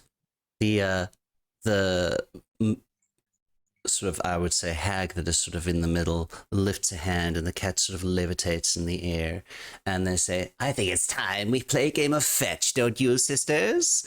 And they begin to start wanting to fling this cat around the room. So, as this is happening, Miller gets an idea. Before that happens, everyone make a perception check for me. Natural 20, 23. Oh, I found the dice. you found the dice. This Well, one. glad you got a 23. I got a 12. I got a 13 total. Nice. You got 22. Nice. 30-20. Nice. A 4. All right. Come on, gotta pray more, All right, Valentine. Gotta so- pray more. What you are noticing in the process of these hags beginning to cast their spells and just starting to lift up this man who is now a cat with like telekinetic or mage hand or something like that, something along those lines. Those of you who got above a 20, you notice again thin red cords of goo connecting to the feet of each of these sisters, and a very thin one even connecting to the body of what was a man and is now a cat. I'm gonna take a big sniff. Can I smell sulfur? You can indeed. Uh-huh. I know what this is. Miller gets the idea. He wants to try to spook these hags. He's gonna take out one of the rings that he has, and he's no, It's not a hag. and he's gonna still work. No pigeons. What? Pigeon? No, I think, considering Miller is a backstory, can he also smell the sulfur? Yes, all of you had, once you'd come down here, the smell of sulfur is a lot more Wow. potent plan in this still whole works. place. So here it is quite potent, yes. So Miller's gonna take out one of those. Are we rings. ready to fight, guys? Because I'm like just drop. I just might. Survive attack. That means Oh, yeah. that means all our invisibility is dropping. And Do I have he's gonna message? fling, Oh, jeez. and he's gonna fling the ring somewhere so they hear it kind of drop. Ah, is very the ring still invisible? good. No, it That's is. weird. It is on the person when something is invisible. So if it leaves your person, it is not considered invisible anymore. You fling the ring out. Let's see how far you throw it. This is not an attack that is going to break your Oh boy. your invisibility or anything like that, because you're literally just throwing a ring. But just make an athletics roll for me, just to see how far you throw it, Athletics. because it's a strength check, I guess. That would be a 14 total. Where would you like to aim it? Which sort of direction? It goes, it's a light ring. It goes pretty far. Can it be somewhere where all three of them see it? It can indeed. Can it land on the torture rack? Like right in the middle? Because that would be cool. I would say to get it that far with a 14, you would have to move up probably another Oh no. probably so as another close 30 feet. As close as he can, where they can actually see it or hear All it. right. He just wants to kind of like unnerve them by showing them the ring. The closest that you would be able to put it would be probably sort of almost in the center of them, close enough to where their cauldron is. Good enough. Near the cauldron is also cinematic. Can do cast on detect thoughts? Is that concentration as well? Yeah, so he's gonna warn everybody that they should take a hiding spot so it's harder to see them, because I want to see what's on the mind of these hags. All right. So multiple things happen at once. I love saying it. Miller, you chuck the ring, and once it has left your range, it returns to visibility, and it lands on the ground with a bit of a clink, and all of the hags sort of stop what they're doing. This is all happening very quickly, so they haven't quite gotten to the point of being horrible to a cat yet. They've just lifted it up with their mage hand, but their eyes will turn to the ground that is close to their cauldron, and they begin to walk forward, and the one says, "What is that, Morgatha? That isn't supposed to be there." And the one says, "No, I don't. What is that? I do." You cast Detect Thoughts. How deep are you going? I'm surface right now because it's concentration up to a minute. So I just want to see what's on the surface of the mind to see if Mind Dude's hunch is right of what he thinks they are. All right. The surface thoughts of what is going through their mind. The one hag is thinking, you have to concentrate on one person at a time, yes? Oh no, it's I looked it up and it says apparently it's creatures within range. Okay. All right. So you focus on the surface thoughts of the hags, and you hear in the mind of the taller but more hunched one, who looks quite familiar, although the last time that you had seen her had been her body, you think. This is the hag known as Lagan. And she is thinking as you cast the spell, "What a glorious day. Makes me sick." I just had to do that.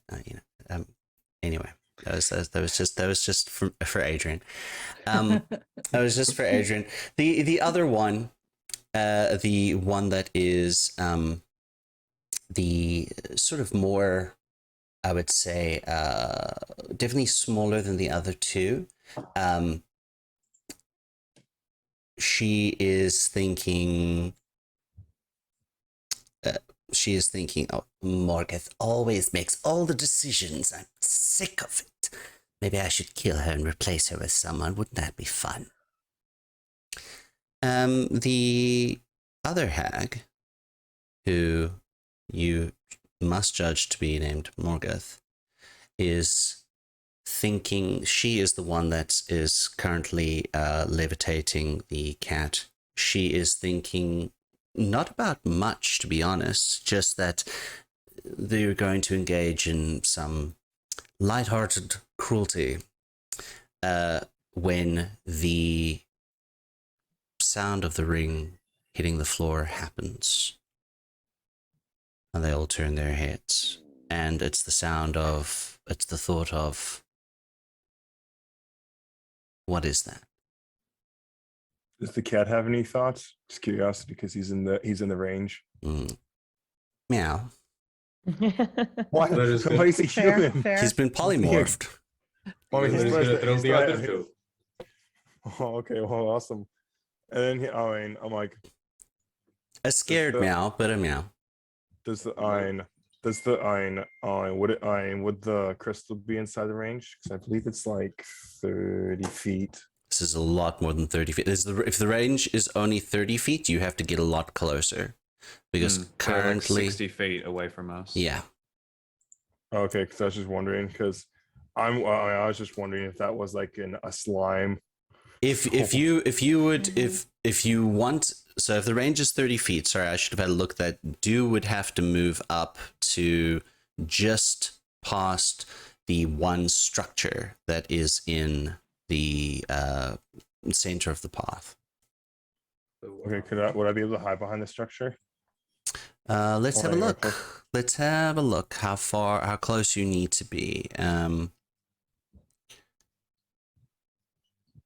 Not really. You actually kind of need to be like more in front of it. Oh, okay. Anyway, so I was looking down. He'd be like, "You're under arrest." Miller would actually like to throw the other two because As- he's going full psychological warfare on these three. So you're You're not moving invisible forward anymore, buddy. and you cast the spell. You still have the pass without a trace as you are close to. Pretty sure I'm kind of this out is in the a open, lie. so that doesn't matter. If Um, invisibility drops, I'm heading for the ceiling or as high up as I Invisibility can does drop. All right. So I wanna I'm be in the. up. Sure, I get it. I got pass without a trace, but I'm in the middle of. There's nothing hiding me. I'm just stealthily walking in the middle of the room. True. So- Their attention is focused on something else at this point in time, and you were doing this while they were still getting ready to start their activities. So before we go further with that, did you want to stop at that level, or are you going to probe deeper? I probe deeper. Okay. I would like you please to make a wisdom saving throw for me. Boy, Do I make 3 of them, or just the one? Just Since I'm listening. just one. Okay. I'm gonna give him druidic inspiration. You can't. Well, you can see him now because he's visible. But I got 16. I passed. 16. All right, you got Yeah, I had 16 for passes. your wisdom saving throw. The rush as you climb below these thoughts of these hags and the man cat. Oh no! You deep dive ocean. you dive deeper, and it's like a rush of hundreds and hundreds of other voices, other minds, all thrusting themselves at you at once.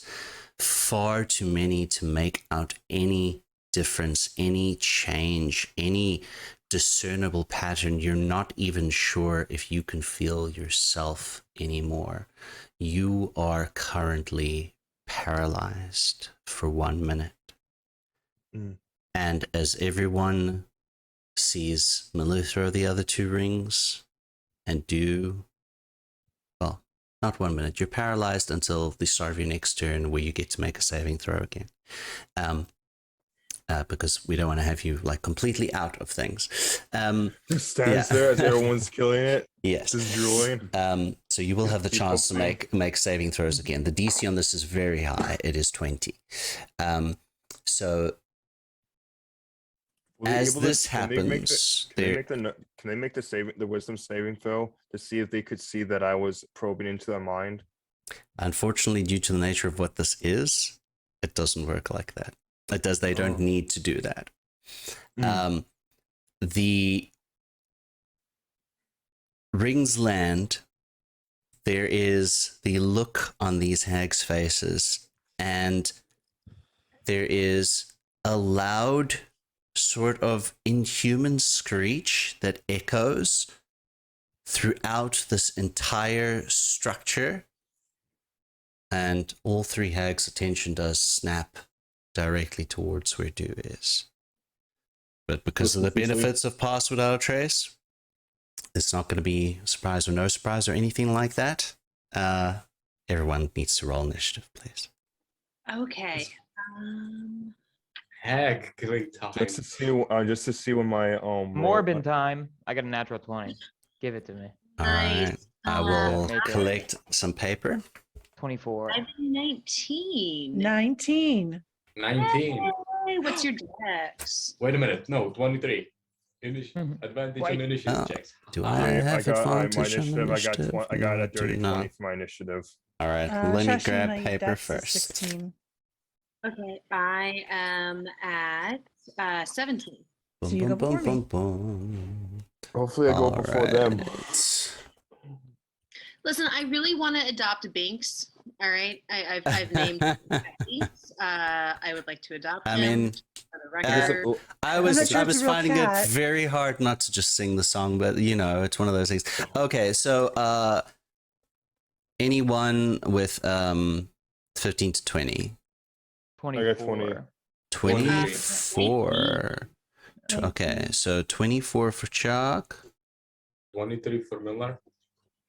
20 for Dew. Man, we're looking for a fight.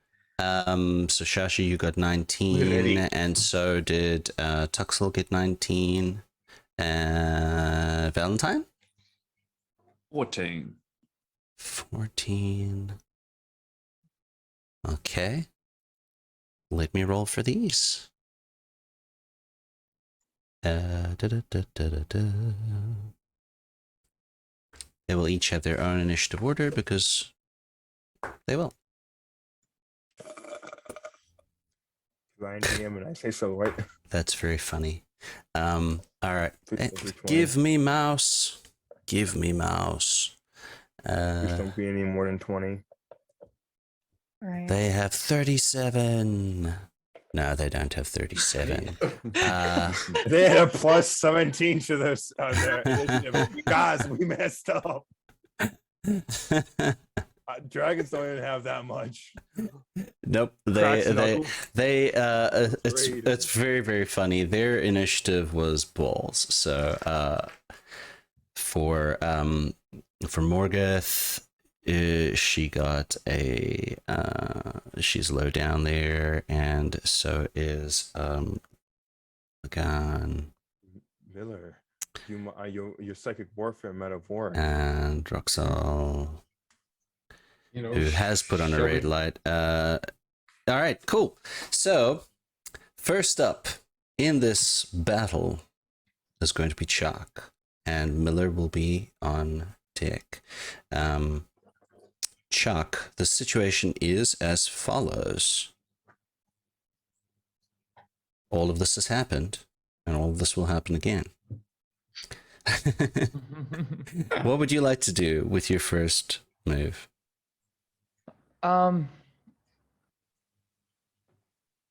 I think I want to. So I'm gonna use my action and I'm gonna rage and use my wild shape to do my symbiotic entity. So that's pretty much, I think, my whole thing. Okay, Other than my movement, right? indeed. So I was either going to, my initial thought was like, let's go kick over that cauldron. But maybe that's not possible now that my action is spent. Yeah, that would be the shove action. So then my second thought was, I want to prance, jump over the cauldron and land in the middle of the hags instead. Are you going to make a mirthful leap? Yes, I had to. All right, fantastic. Yeah, so 4. you go ahead and you can land there for sure. Dopeful. That's all I wanted. So Chuck, you come prancing along, you make a happy little satyr leap over there, and now this symbiotic entity, is it on their turn that they make a save, or when you enter the area? So that would happen no matter what, but it's on their, it's either when they enter my space. Wait, let me read it just to be sure. Okay. I'm pretty sure it's when they enter. As my reaction, I can damage to a creature if I see it move into a space within 10 feet, or if it starts its turn there. Okay, so technically speaking, they have moved into the space because you've moved and done it. But no. It'll be So, when they start. Yeah, one when of they them start starts their turn. Okay, fantastic. So Chuck, you will witness as your friend has run up and done his happy little leap. Sport all over the place. It is now Miller, and after that will be Shashi. I believe I have enough movement to get right in front of all of these hags because 45 feet of movement. Indeed, you should be able to move within range of all of the hags. He's gonna full sprint. And for the benefit of Dominic, Chuck just sees this guts-esque smile on Miller's face. And Miller's gonna go to town. He's gonna attack the closest hag.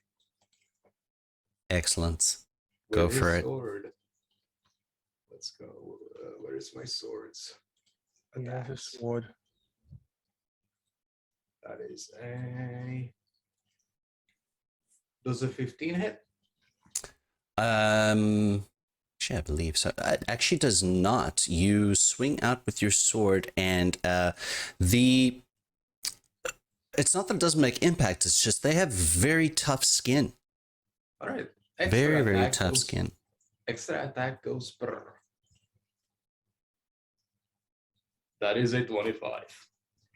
All right, a 25 does indeed hit. Which hag are you attacking? You'll be able to see their names in a moment. I'll put them up for all of you. Well, if you're jumping right in front of them all, you are within range of all three. So, dealer's choice, really. Where are the names? So there is Morgoth, there is Lagan, and there is Roxal. Let's say Morgoth, because which one is holding the cat? That was Roxal. Oh yeah, Roxal, because you don't fuck with cats. All right, so you take your swing at Roxal. Go ahead and roll your damage. I would also love to spend a superiority dice to do a trip attack, if I may. You may indeed. What is the save against that? Let me just scroll down real quick. Maneuver. Trip attack is a DC 17 strength saving throw. DC 17 strength saving throw. All right. That's the short sword. You are definitely able to trip this hag. And does 9 damage. 9 damage. And I'm gonna spend the key point to do a flurry of blows. Yes, do so.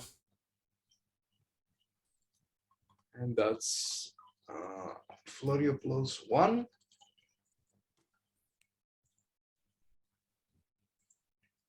That's a 21 to hit.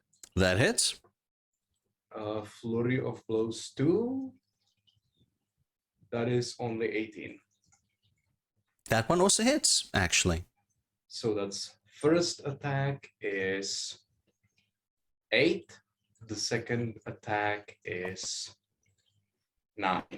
Oh, I will So- point out that your first attack tripped her. So you actually have advantage on both of these flurry of blows because they are melee attacks. Yeah, but I hit anyway, right? Yeah, but you could get 20s. Might as well go for the crit. Might as well. 1.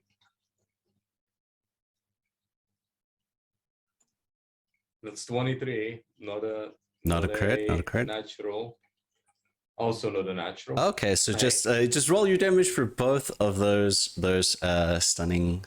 Oh, not stunning strikes. I'm giving you ideas here. Both of those hits. That's actually roll. Sorry, I think I rolled already, but Okay. It's kind of confusing. Where do I show all of my rolls? That I'm not sure. Here. Top. Okay. Go ahead. Damage. My total damage would be short sword would be 9, and the tooth, and it would be 9, 8, and 9. So that would be 18, the 26 total. All right. Does the tripping attack do any damage as well? Do you have to roll your superiority dice for that damage? Let me check. I'm sorry. This is my first time playing a fighter. I have not. I've not fightered either. So when you hit this weapon attack, you can expend one superiority die to add to the total damage roll. Oh. okay. Yes. So you add that as well. So roll that die. 1d8. That would be a extra 6 to the original 9. Okay. So that would be... And your sword, what kind of sword is it? Is it magical? It's magical. It's a sort of warning. So you had what, 22 plus 6 is 28 total?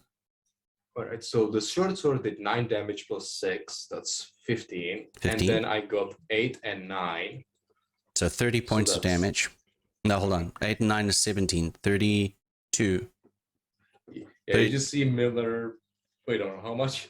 Maths, numbers. 32 points of damage. Yeah, you just see Miller sprint up, trip this one hag up, and just unleash on her face. Trip the witch. All right, you have successfully run up and done exactly that. And Chachi, unless Miller has anything else he's doing, it is your go. Tuxel, you are on deck after Chachi. All right, so Zashi is going to move within 15 feet of these hags, and I'm moving myself. I want to sort of be between, because I get like 45 feet of movement, so Monks. I can get to within 15 feet of these hags that are like a little bit further away, right? With that amount of movement, yeah, I'd say so. Okay, cool. Because I want to move that little half foot over, because I want to use my tentacle rod, and I want to Whipple 3? No, I want to just whip 1, because if I can hit one of them with all 3 tentacles, some really fantastic things happen. So I want to focus my energy, and just pull this out and go you down, and try to hit this one. And I'm sorry, I'm so bad with names. It's all right. No, Morgoth.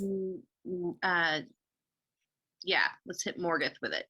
All right. So I get a +9 to this melee attack, and I have to do it 3 times. She is prone. Okay. So well, no, I have... don't want to hit the prone one. I don't want to hit the prone one. I want to hit a different one. Okay, so you would have advantage on the prone one because it's melee. But if you want to hit a different one, that's also fine. Yeah, I want to hit a different one because she's already prone, so I want to hit a different one and try and spread out the pain. Oh, okay. Yes, divvy out that pain. Exactly. So the one that's closest to the right and bottom, the one that's sort of greener. Why can't I ping things? Why is this being so dumb? This one that is closer to the torture rack? No, the one on the other side of the torture rack. Roxal. Yeah. Roxal. All right. Roxal, yes. So first one is a 13 + 9, so that is a 22 to hit. That one hits. Let's see if all 3 hit before we do damage rolling. Oh no, that's a 4 + a 9, which is 13. That's a miss. Okay, damn. All right, one more time. You know what? Let's try new dice. That is a 11, so an 18. 18 hits as well. No, All no. right. No, 11 plus 9 is a 20. 20. Yeah, that hits. That's- That hits. Still hits. All right, so I can hit with 2 of them, and reading this real quick. So that's 2. So that's 1d6. So I can do 2d6 for it. I don't get the cool thing for all 3, but that's fine. So that is a 7 points of damage to her. And then do I have enough movement to get to the prone one left over, or have I moved in too much? I can't quite remember where you started. I was near due. Says Then you're I right would behind say you. yes, you have enough movement to get to the prone one. Phenomenal, because I am gonna do the flurry of blows. I have key points to spend, and they are burning a hole in my pocket. So let's Fair enough. let's do some of that. All right, so moving over, flurry of blows. So you move up First- to Morgoth. All right. First one. Oh shit, that's a natural 20. Oh, very that's nice. a 27. And then so I'm gonna roll Natural 20. D8. Oh well, that's a 3. Doubled is a 6. Plus 3 is a 9 on Okay. the first one. And I want to spend a second key point and dump in a stunning strike. Okay. That's a con save? Yes, that's going to be a con save. And where are you on my character sheet? Come on. Why can't I remember where anything is? Are you under feature?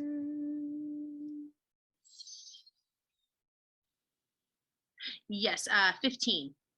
Okay, she does make that. Okay, second verse, same as the first. Let's do it again. That's a 13 plus 7, so that's a 20. That hits. Go ahead and roll your damage. All right, one more D8. Man, so it's a 3, that's a 6. And one more time, we are gonna dump in one more stunning strike. All right, I'll have another con save up for you. Whoop. Your DC is 15. She just makes it.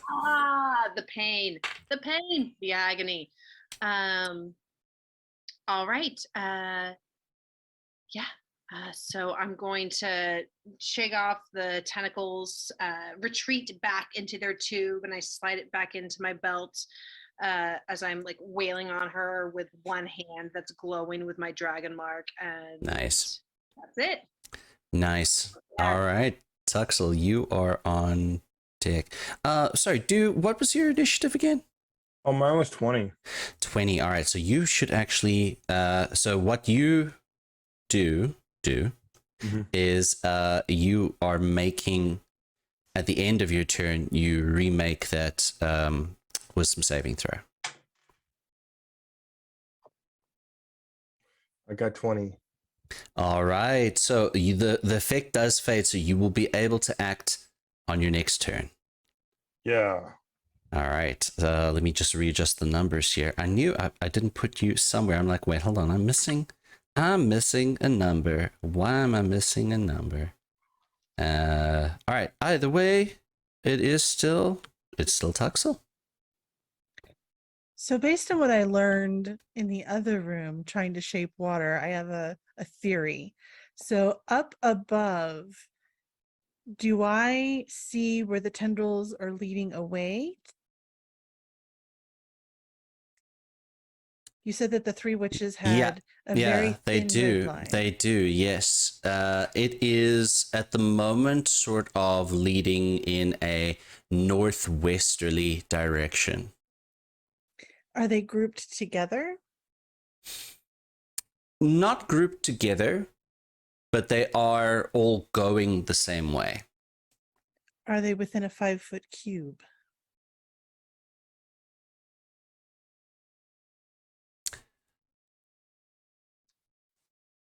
Yes. Of each other. So I'm going to take a little piece of feldspar out of my pouch and fling it onto the ground, and right where I see the tendrils trailing off. So I'm not aiming at the hags, I'm aiming at the tendrils, Mm-hmm. and I cast Moonbeam. All right. All right. So,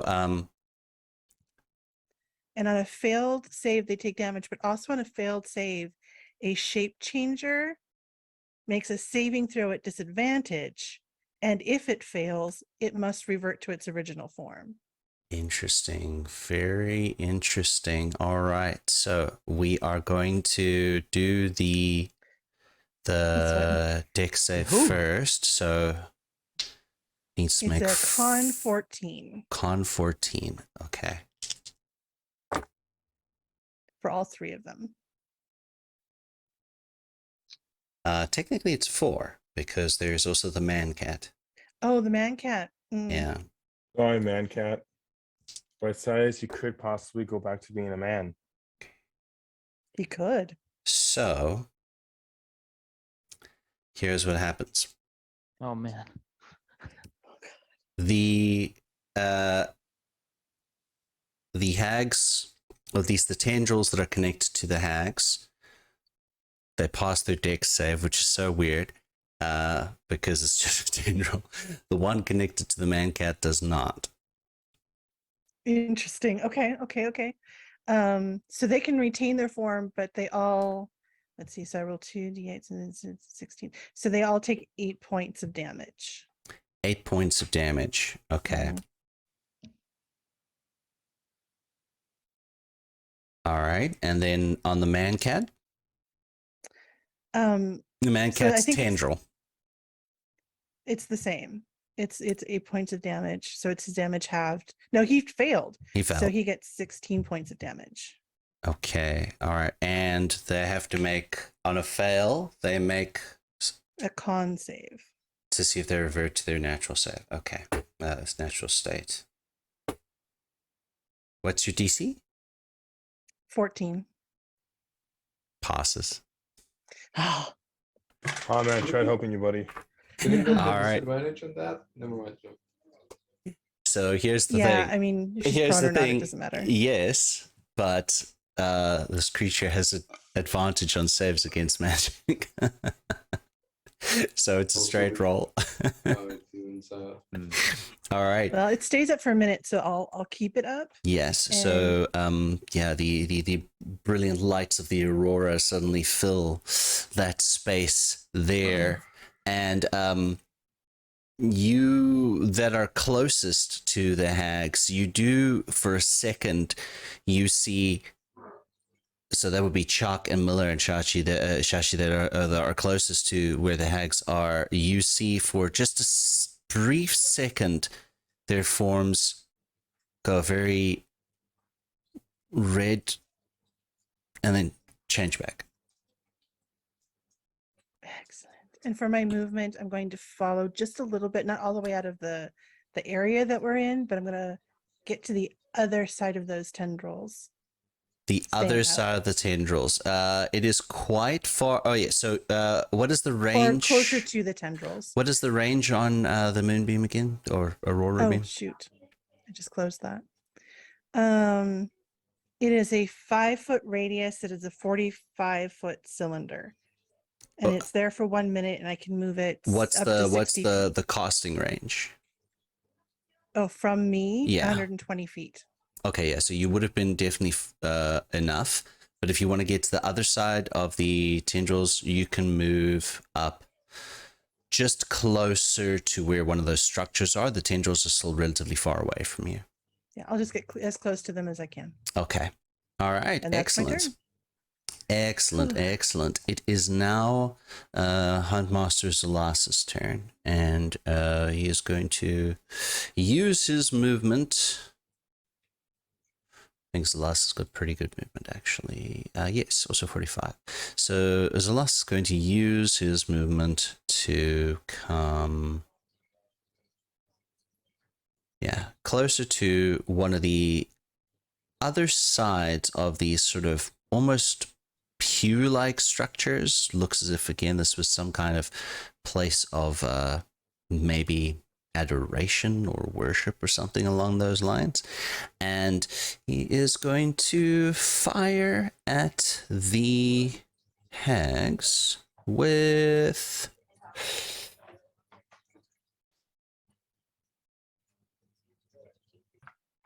What shall I use here?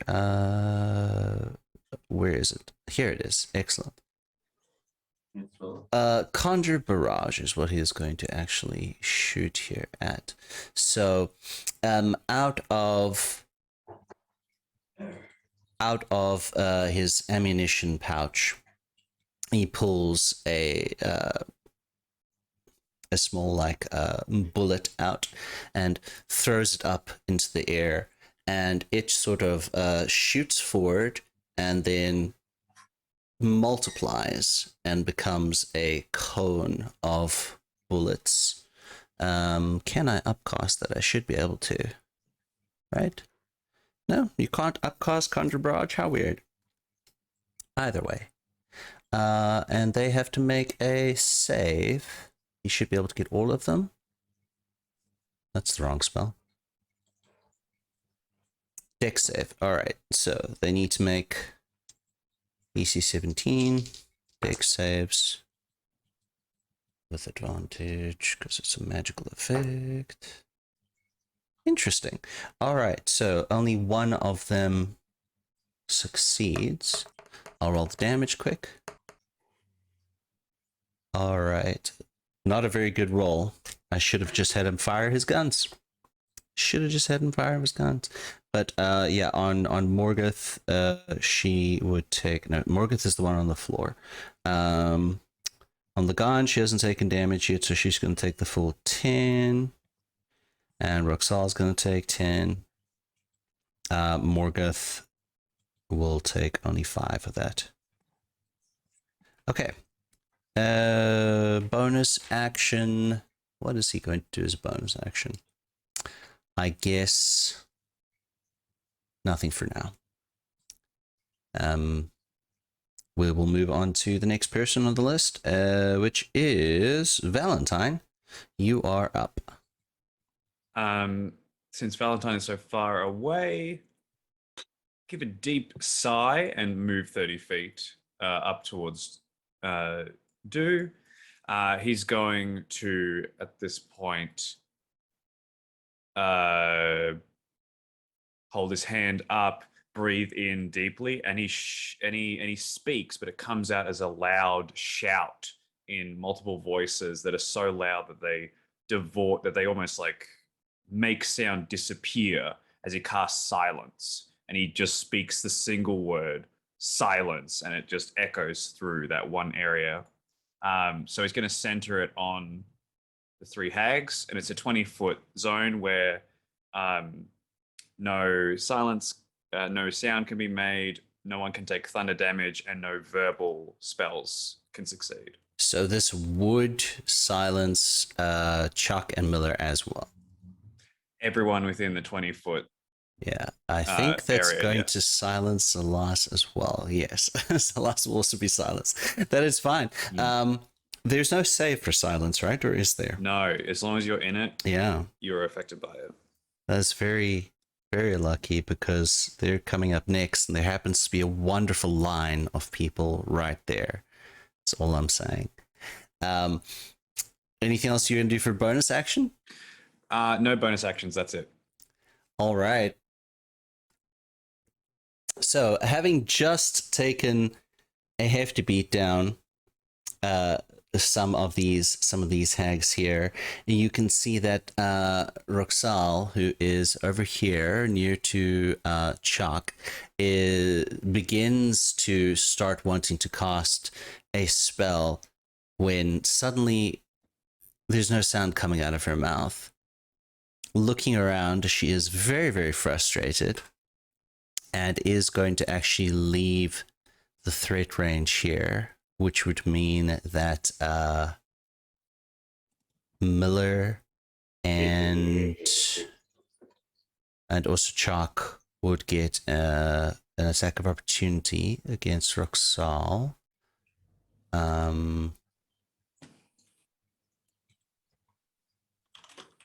Yes, you get an attack of opportunity against Roxal. That's a 21 on the attack of opportunity. That hits. Question about attack of opportunity. Is that reaction? That Is that burns a your re- reaction, yes. That does burn the reaction. Let me just do a quick number crunch here.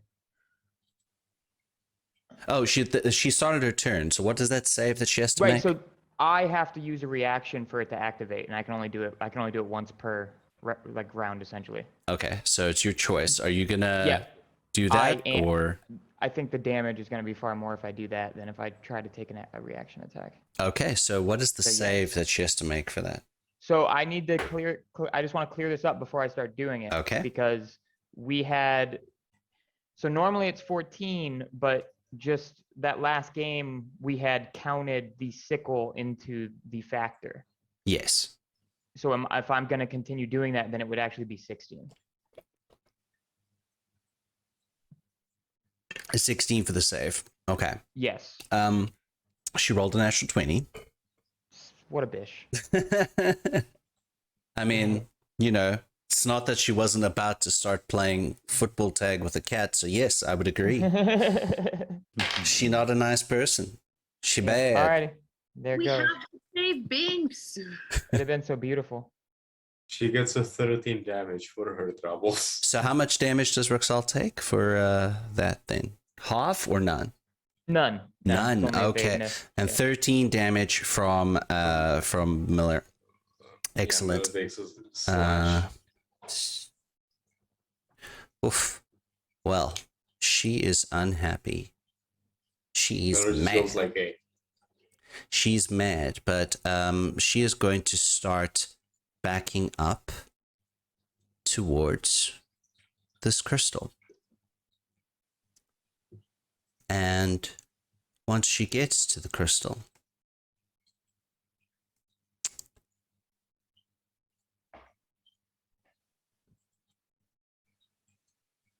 yeah, okay. Once she gets to the crystal, she reaches out a hand back and touches it. And the crystal pulses. And a wave of reddish energy pulses out in the 30-foot radius.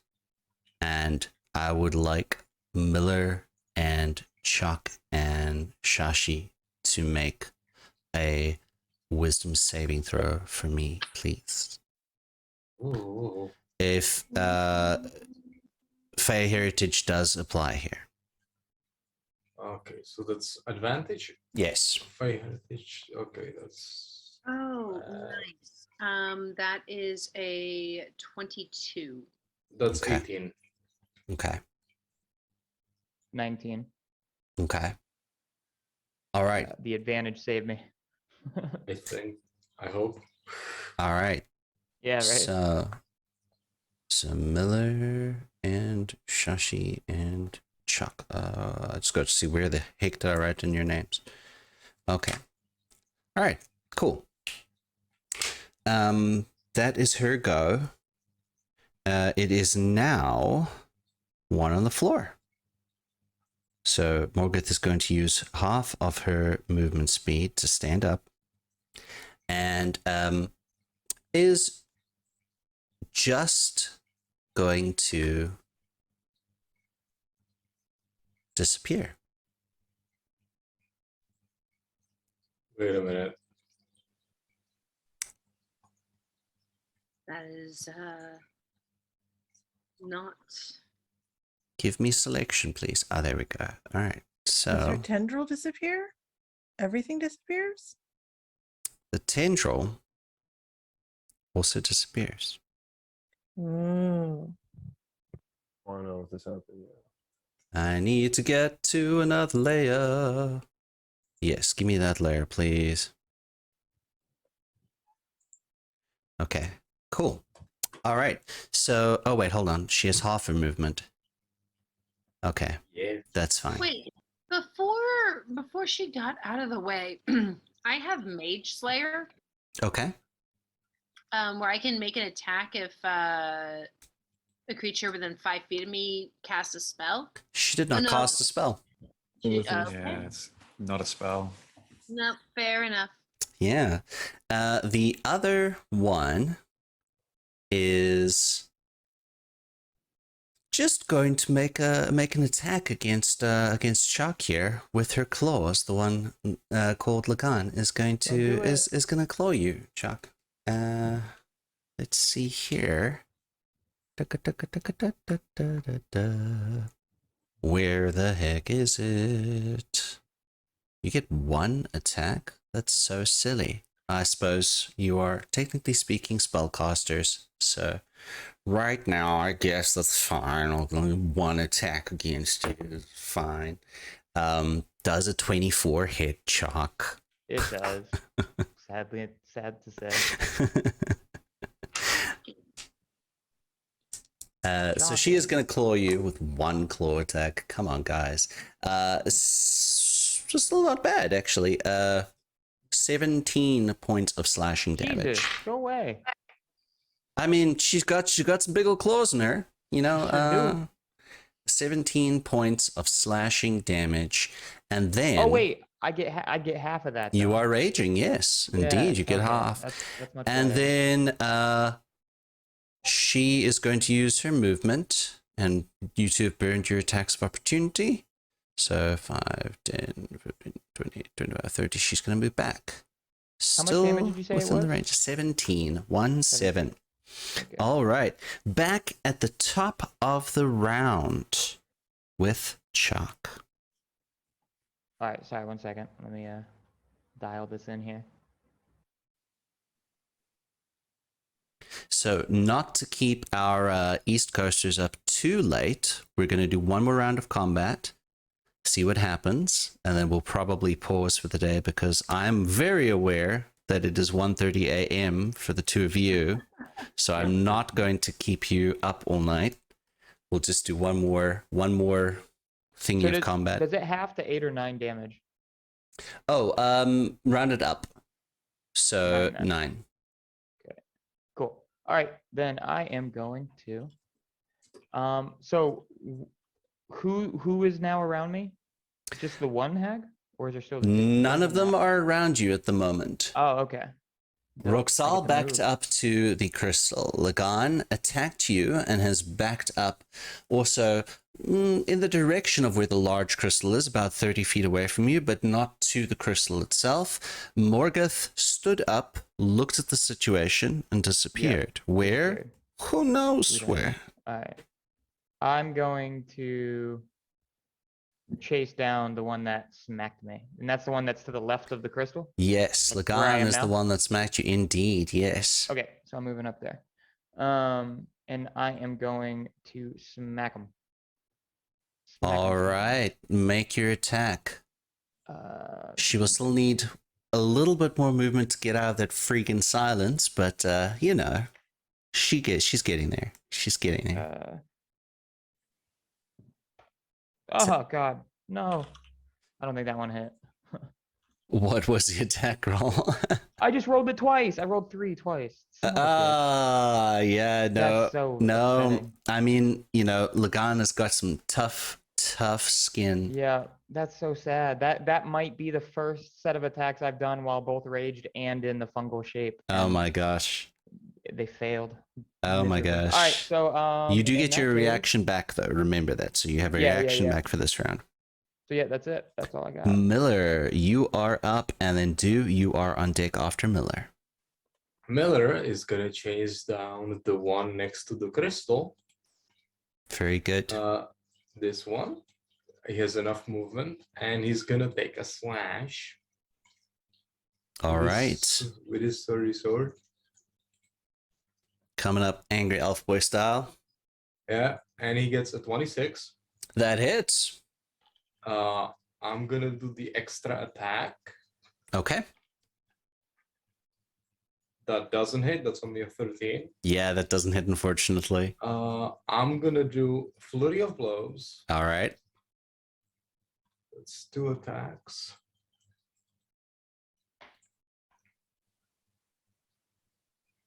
That is a 19 on the first one. That hits. And that's a natural one on the second one. Doesn't it? That misses.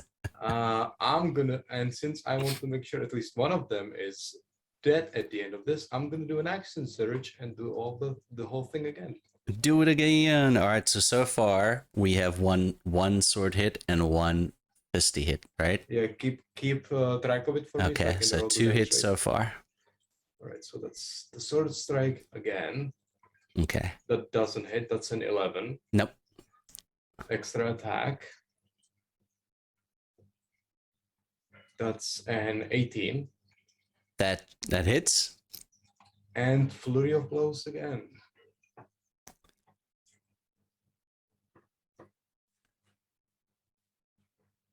That's a 21. That hits. And that's a 12. That misses. All right. So 2 sword attacks and 2 unarmed attacks. Roll that damage Sword. for us. So that's 12 and 9 on the sword and 6 and 7 on the unarmed. So that's 33 points damage. yeah, he just Very unloads nice. on this one hag. Yeah, for sure looking very rough. Very rough. These are hardy fiends. So she's still looking, she's sturdy, but she's definitely taken damage. All right, Do, it is your go, our bard extraordinaire. Try to be. Yeah, dude's going to. And Tuxel, sorry, who's on deck after you? Chachi is after that, then Tuxel. Okay, yes, Do. Yep. Dude's gonna take up his his light crossbow actions. Yeah. Nope, I don't have that. Never mind. I thought I had a crossbow. I don't. Okay, well, I don't have any spells and most of my spells are verbal, so I couldn't reach them. So I'm gonna use the distance. You can cast into you can- silence. You just you can can't cast cast into while inside silence. it. Yeah. Could I cast on vicious mockery in silence, because then they would have to hear my insult. Is it verbal components? It'll have a V next to the spell. Yeah, it's a verbal component. Then you It's like, can't I cast it in insult- silence. Yeah. Because I'm Yeah. I scream like, "Hey, you suck!" But they take psychic damage. Yeah. That unfortunately wouldn't work. Yeah, that's what I thought. That's what I was afraid of. Well can- then, Just do around non-verbal it. mockery. Just go like, Yeah, you have to be looking at me. That's how that works. Oh crap! Hey Adrian, I've got something important to tell you. Yes. I couldn't be paralyzed. I'm immune to that. Immune? Yeah, I have a magic item that makes me immune to being paralyzed. Is it a freedom of movement spell? Ring of freedom of movement, that type of thing, right? Okay. Yeah. So this says I can't be this paralyzed. paralyzation is a psychic paralyzation, Okay. which technically speaking is stunned, but in terms of the effect of what happened to you, it was like you were paralyzed. Okay, I was just looking at my item. Yeah. Stuff. I'm like, It whoops, can't- that's something. I'm Yeah. So remember to keep track of that as well, because that is important. But yes. Okay, well, I'm just going to it was so great looking at those auroras that that Tuxel did. I'm gonna do the same thing because that sounds like that's gonna hurt. Yeah. Upcast to level 3. Go for it.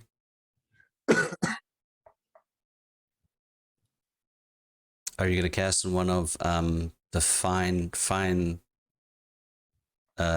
hags, or on those in the same spot that Tuxel is doing hers? I'll do it. Can I get the same on the chords or no? You can, yeah, there. If you want to, you yeah. can cast to where Tux was casting. Yeah, sure. Double Sure. down. All right. So, con save, right? Yeah. What's your DC?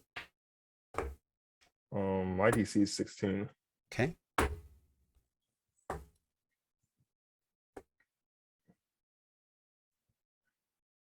Just go check this. One fail. Oh, I gotta do for Mancat too.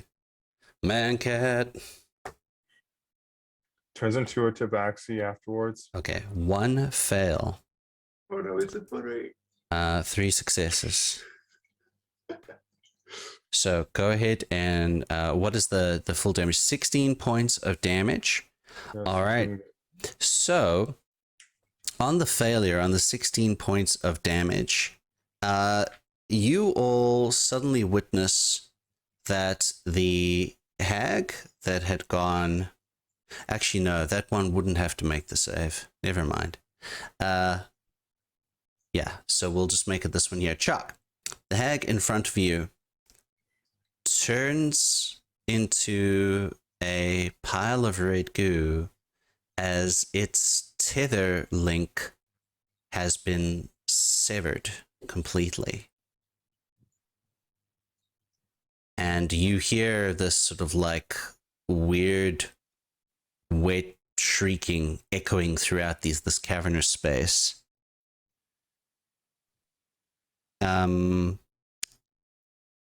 The same thing actually happens. That was a lot of damage there. The same thing actually happens to the cat. Just turns into a pile of goo.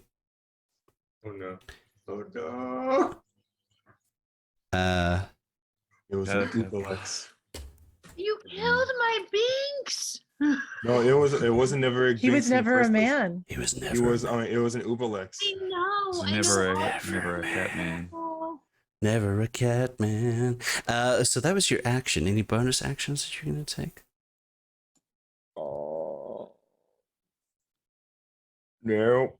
I don't Nope. really have any. I really don't have any bonus actions. All right, fair enough. Shashi, it is your go. Then Tuxel, you're on deck. yeah. So watching this wonderful cat that I absolutely had planned on adopting for my own. In the meantime, despite my rage and sadness, I'm going to move over to. Yeah, we're gonna move over to this closest one here, and then I am going to. Yeah, we're gonna punch. We're gonna punch. You're gonna punch. All right. All right. So first one. It was a is monster punch. 19. 12 plus 7 is Oh, 19. yes, that definitely hits. All right. So 1d8 plus 3. 4 plus 3 is 7. Alrighty. You know what? This one's been a good one. Oh yeah, you're a good one. That's a 24. 17 plus 7. So My second goodness, attack is yes. gonna hit. It's another 4, so it's another 7 points of damage. And then what I'm going to do is apparently I've been having this belt this entire time that actually Indeed. the save on my key points a 16 instead of 15. So to make this seem a little bit cooler, what I'm going to do is put my hands where the dragon mark is still glowing on. You know what? Zashi's a lefty. The dragon mark is on Nice. their left hand, and they're going to like touch their belt, and their belt is going to start to glow. Nice. And they are going to do a flurry of blows and add in some stunning strikes with that. Excellent. That extra belt power. First one, 11 plus another 7, so that's a 18. That hits. However, she does make the stunning strike save on that one. That's fair. It's another D8. Oh, nice. That's an 8. So that is 8 plus 3 is an 11. Oof. Yeah. You know, not looking too good there for old Excellent, Roxal. excellent. So that's 2 more key points I gotta remove. So now we're gonna do another one. Oh man, that's only an 8 plus a 7, so that's a 15. 15 does not hit. Okay, so yeah, that is my turn. Just a whole bunch of boom, boom, glow belt, boom, miss. Oh wait, she's not the one who's dead. The other one's the one who's dead. How did I take that off? I just do that. This one dead. I'll use 3 more key points. All right. Well, you have done a hefty amount of damage here. Tuxel, it is your turn. Do you need to roll the damage on the moonbeam again, or does that happen when they start their turn?